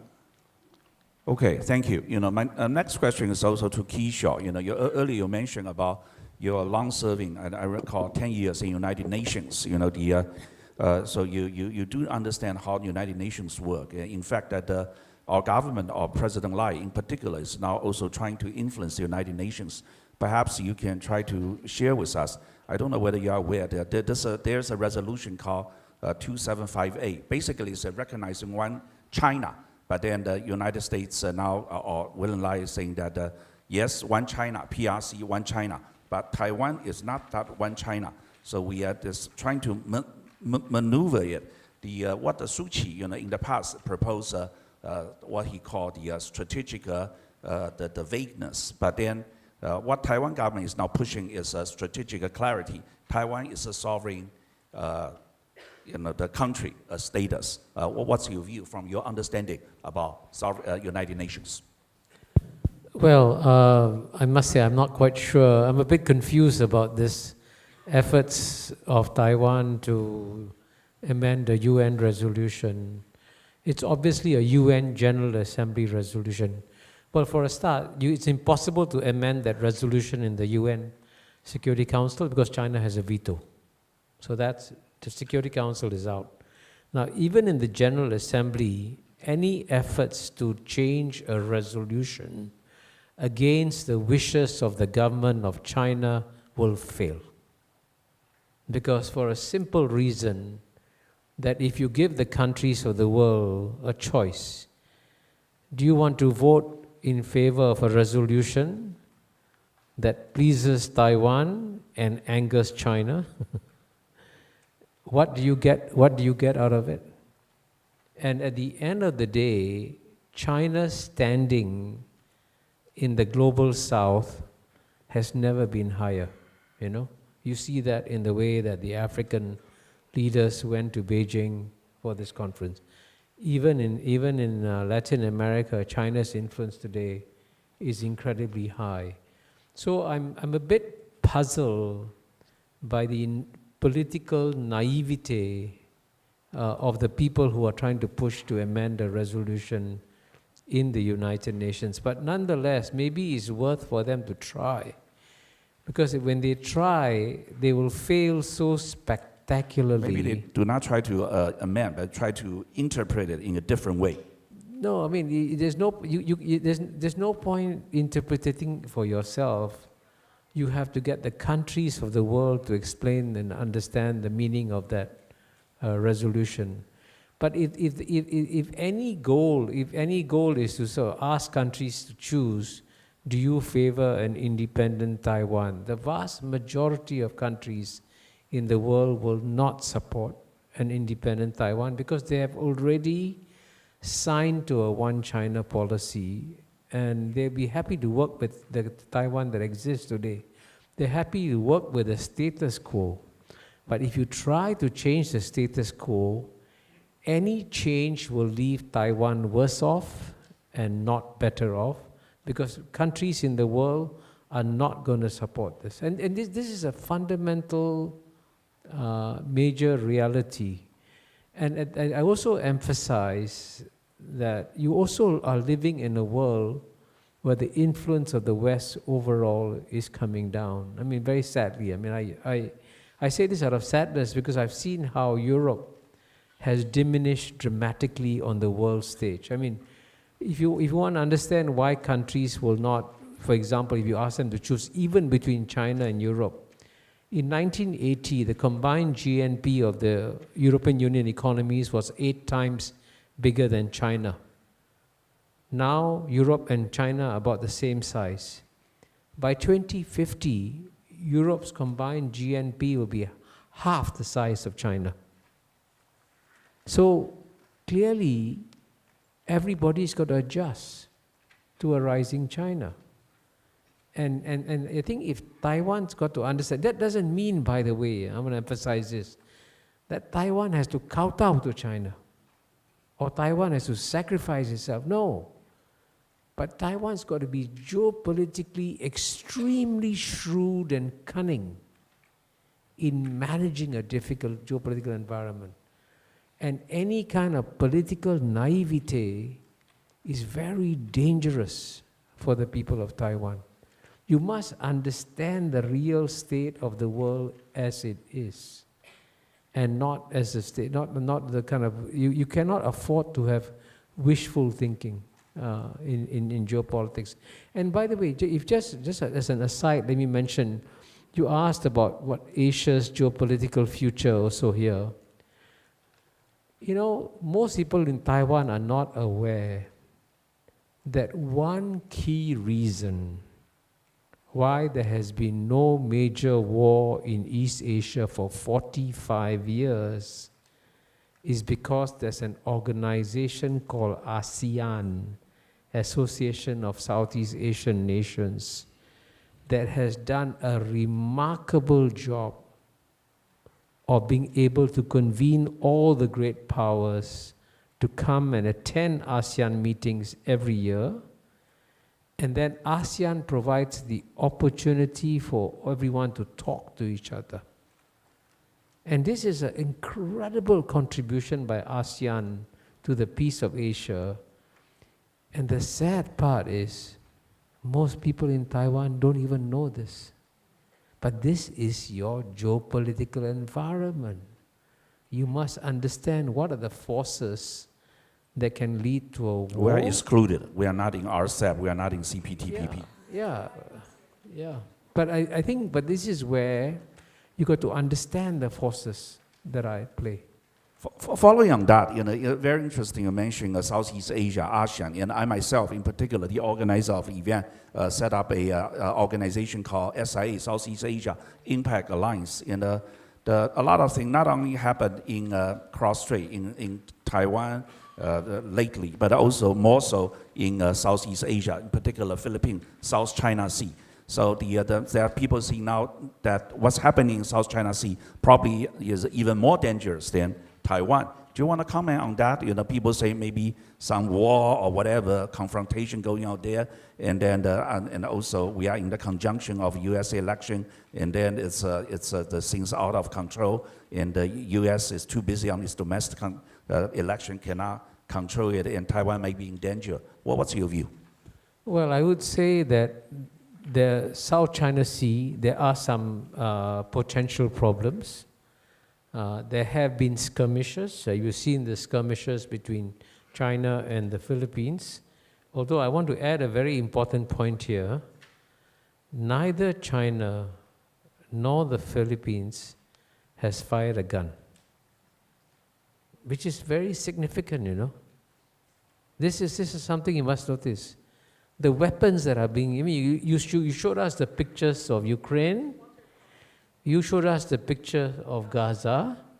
How would they look if they use water cannons instead of real cannons, right?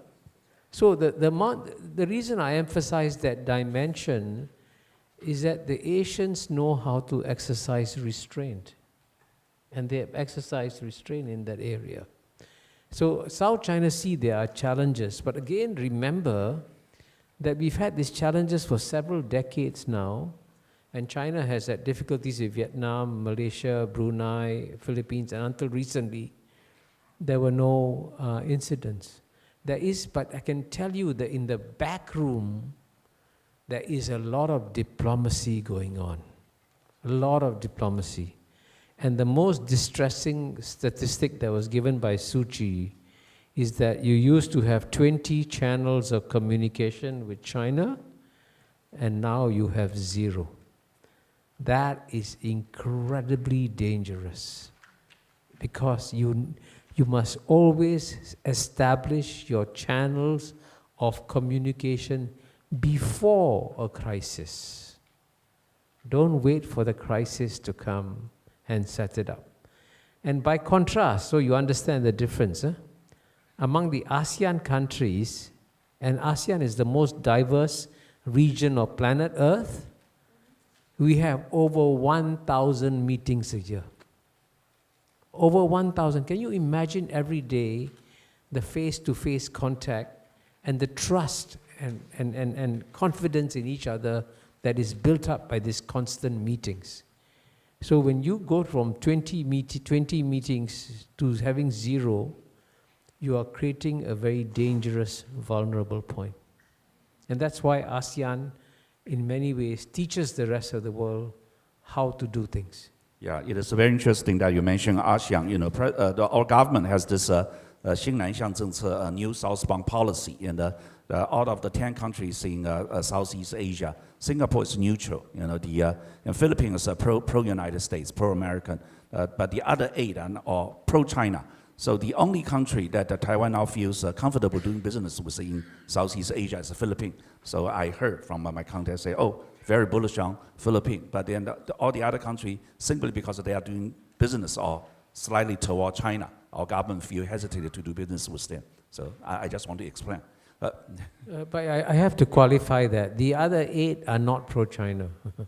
In fact, most of the 10 ASEAN countries want to be good friends with China and good friends with the United States. Neutral. And so far, we have succeeded. And by the way, there are enormous reservoirs of goodwill towards the United States in Southeast Asia, by the way. Southeast Asia is not anti-American. Southeast Asia is very friendly. In fact, when American congressmen and senators come to visit Southeast Asia, they get a very warm welcome. Now, in the case of the Philippines, you must also remember that when they had President Gloria Macapagal Arroyo, she was pro-China. When they had President Aquino, pro-US. They had President Duterte, pro-China. President Marcos, pro-US. So, you know, when you have Every a 4 country, years. when you have a country that swings like that, it can create some confusion. So I actually tell my Filipino friends that in geopolitics, you must work out a consistent bipartisan policy. And the wisest people in Southeast Asia, wisest country is Vietnam. Because in Vietnam, they have a saying that to become a leader of Vietnam, you must be able to stand up to China, and you must be able to get along with China. If you cannot do both, you cannot be a leader of Vietnam. And that's what the countries in Southeast Asia also are trying to do. So, you know, in diplomacy, a lot can be achieved if you're careful, subtle, and sophisticated in your approach, and not black and white in doing your things. Yeah, thank you for the clarification and a great insight. I want to ask you the last question before I open to the floor. You know, we talk about, you know, you also talk about the decline of the West, the rise of Asia, and the decline of America, United States, and the rise of China. You know, we can see in so many cases, technology. You know, the Apple just launched iPhone 16, and Huawei launched a new folded three-way. You know, the cell phone that is unparalleled, and then the BYD. Now is already way ahead Tesla, and then and also if you look at the space, you know, the U.S. is in trouble. 2 of their astronauts are stuck in the space, and the 8 days mission become 8 months nightmare. And then but these are rising China, the inevitable trend. You know, how will U.S. counter that? And Taiwan is in particular in a sensitive position because. The only thing China is maybe not so good is chips, semiconductor. Taiwan is very strong, and U.S. also trying to control that. So what I'm seeing is the first question. This Asia rise seems inevitable, and we are very tricky in an extremely sensitive time. Taiwan is a very sensitive period, and Taiwan with the great technology of semiconductor chips also caught in between. What's your advice to Taiwan? Well, I must emphasize that when I talk about the decline of the West, it's a relative decline, not absolute decline. I mean, the Western countries will still remain wealthy countries. They're not going to go into poverty. But their relative share of the global GNP is shrinking. And also when I talk about Asia, it's not just about China. You have 1.4 billion people in China, you have 1.4 billion people in India, and India is going to do very well. The Indian economy is already the 5th largest economy. It will be the 3rd largest economy by 2030. And then you have ASEAN with 700 million people. So it is a combination of what I call the new CIA, China, India, ASEAN. Wow, CIA. Yeah. CIA. The new CIA that is happening. And so on your question of technology, it's very clear that TSMC must retain the trust and confidence of the US government. Very important. Because, you know, if you lose it, then people in Washington, D.C. may advocate crazy options. You had the former presidential candidate Vivek Ramaswamy. I'm sure you know what he said. He said what the United States should do if in case China invades Taiwan, the United States should bomb TSMC, destroy it completely so that China gets nothing. Now that's a very irresponsible statement by an American leader. But it shows you, therefore, how you got to be geopolitically sophisticated. And in the case of TSMC, because the United States regards it as so important, you have to retain the trust and confidence of the United States.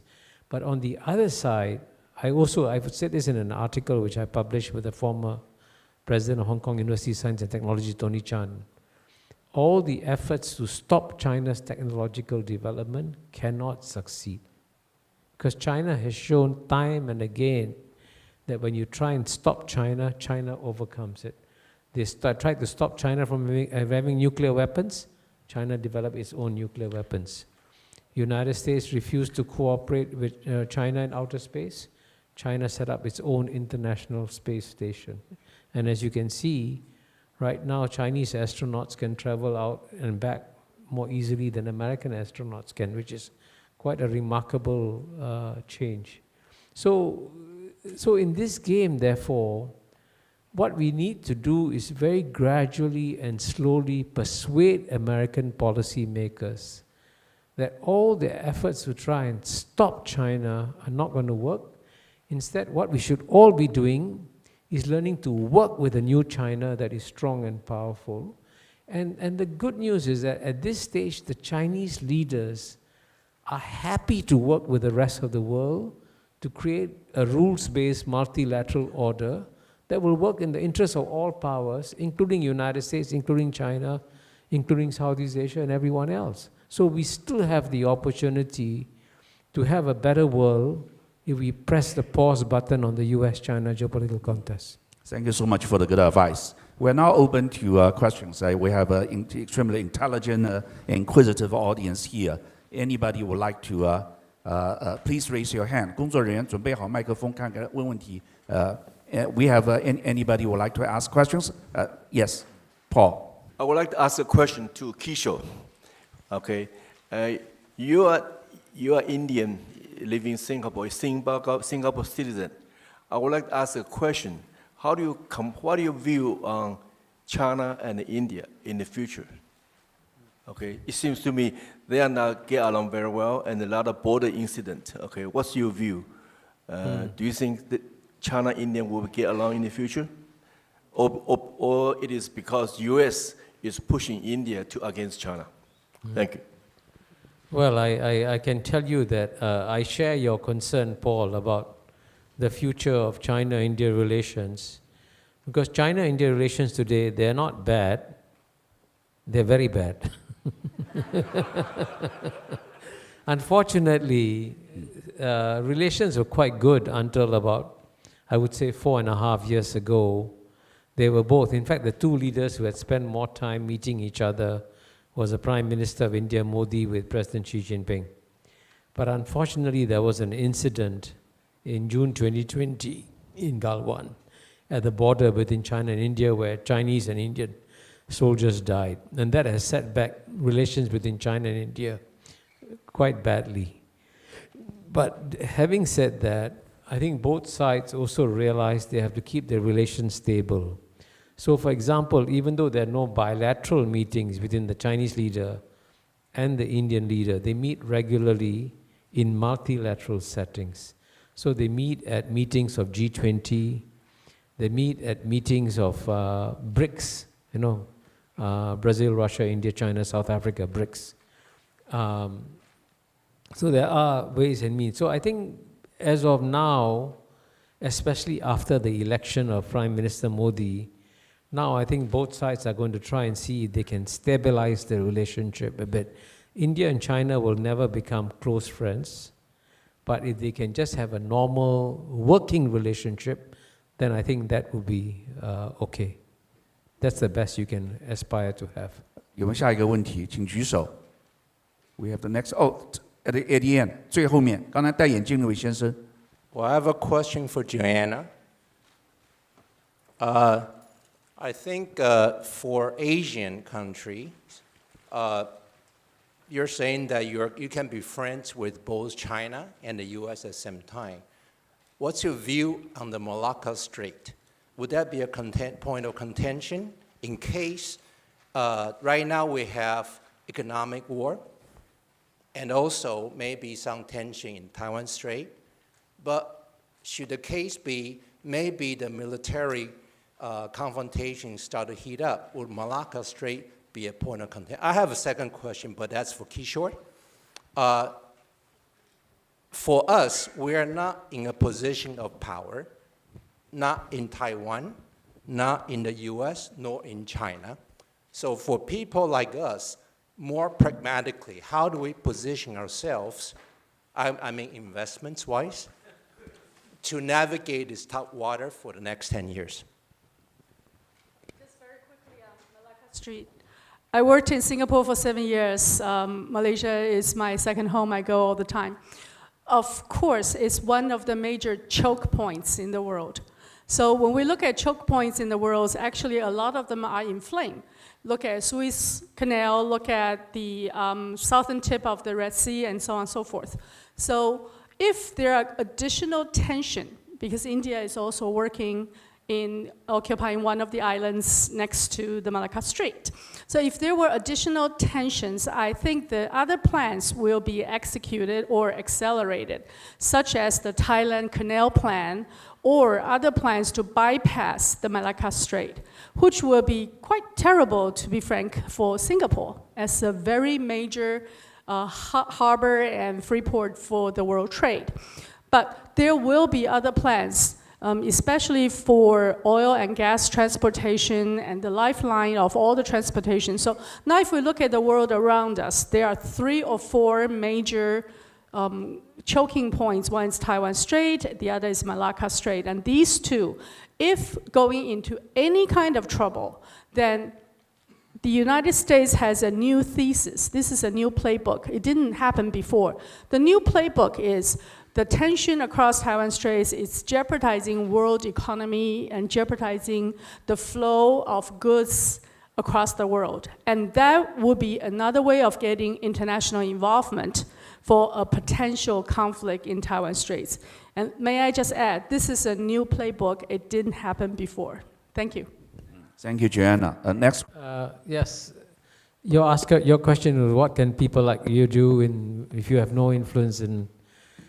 I would say it's very important for the public in Taiwan to also understand why is Taiwan in such a dangerous situation. The people must understand this. And some effort must be made to educate them. Because what is tragic here is that it's so easy to avoid war in Taiwan. Very easy. Right? Keep the status quo. But why risk it then? Why try to nibble away and try little things here, little things there, little things there, when they will not in any way enhance your security and in fact endanger your security? So Taiwan needs to exercise a tremendous amount of strategic discipline and being extremely careful if you want to preserve the peace here. But the people must be aware of it. So the people must also be told.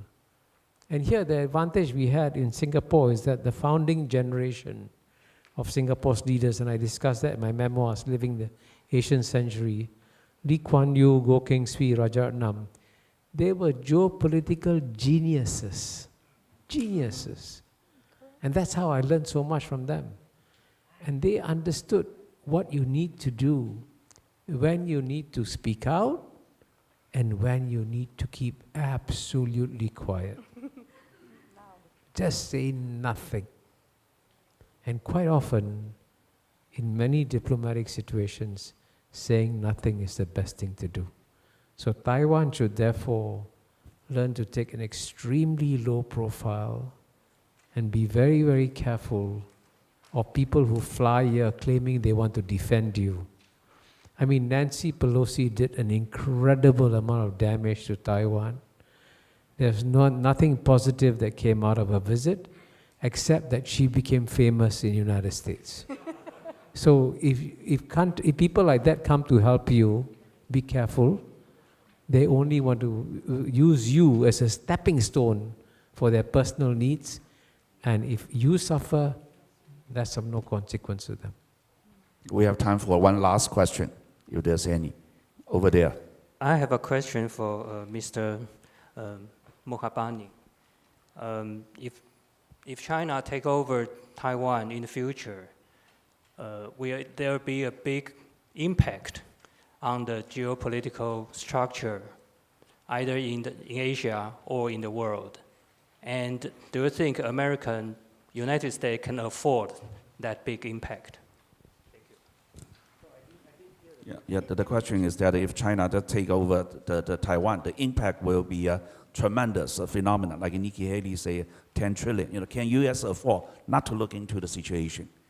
Basically, not to protect Taiwan, to let China invade Taiwan. The consequences will be unbelievable. Well, I think certainly the United States will be happy to provide weapons, logistics, and so on and so forth.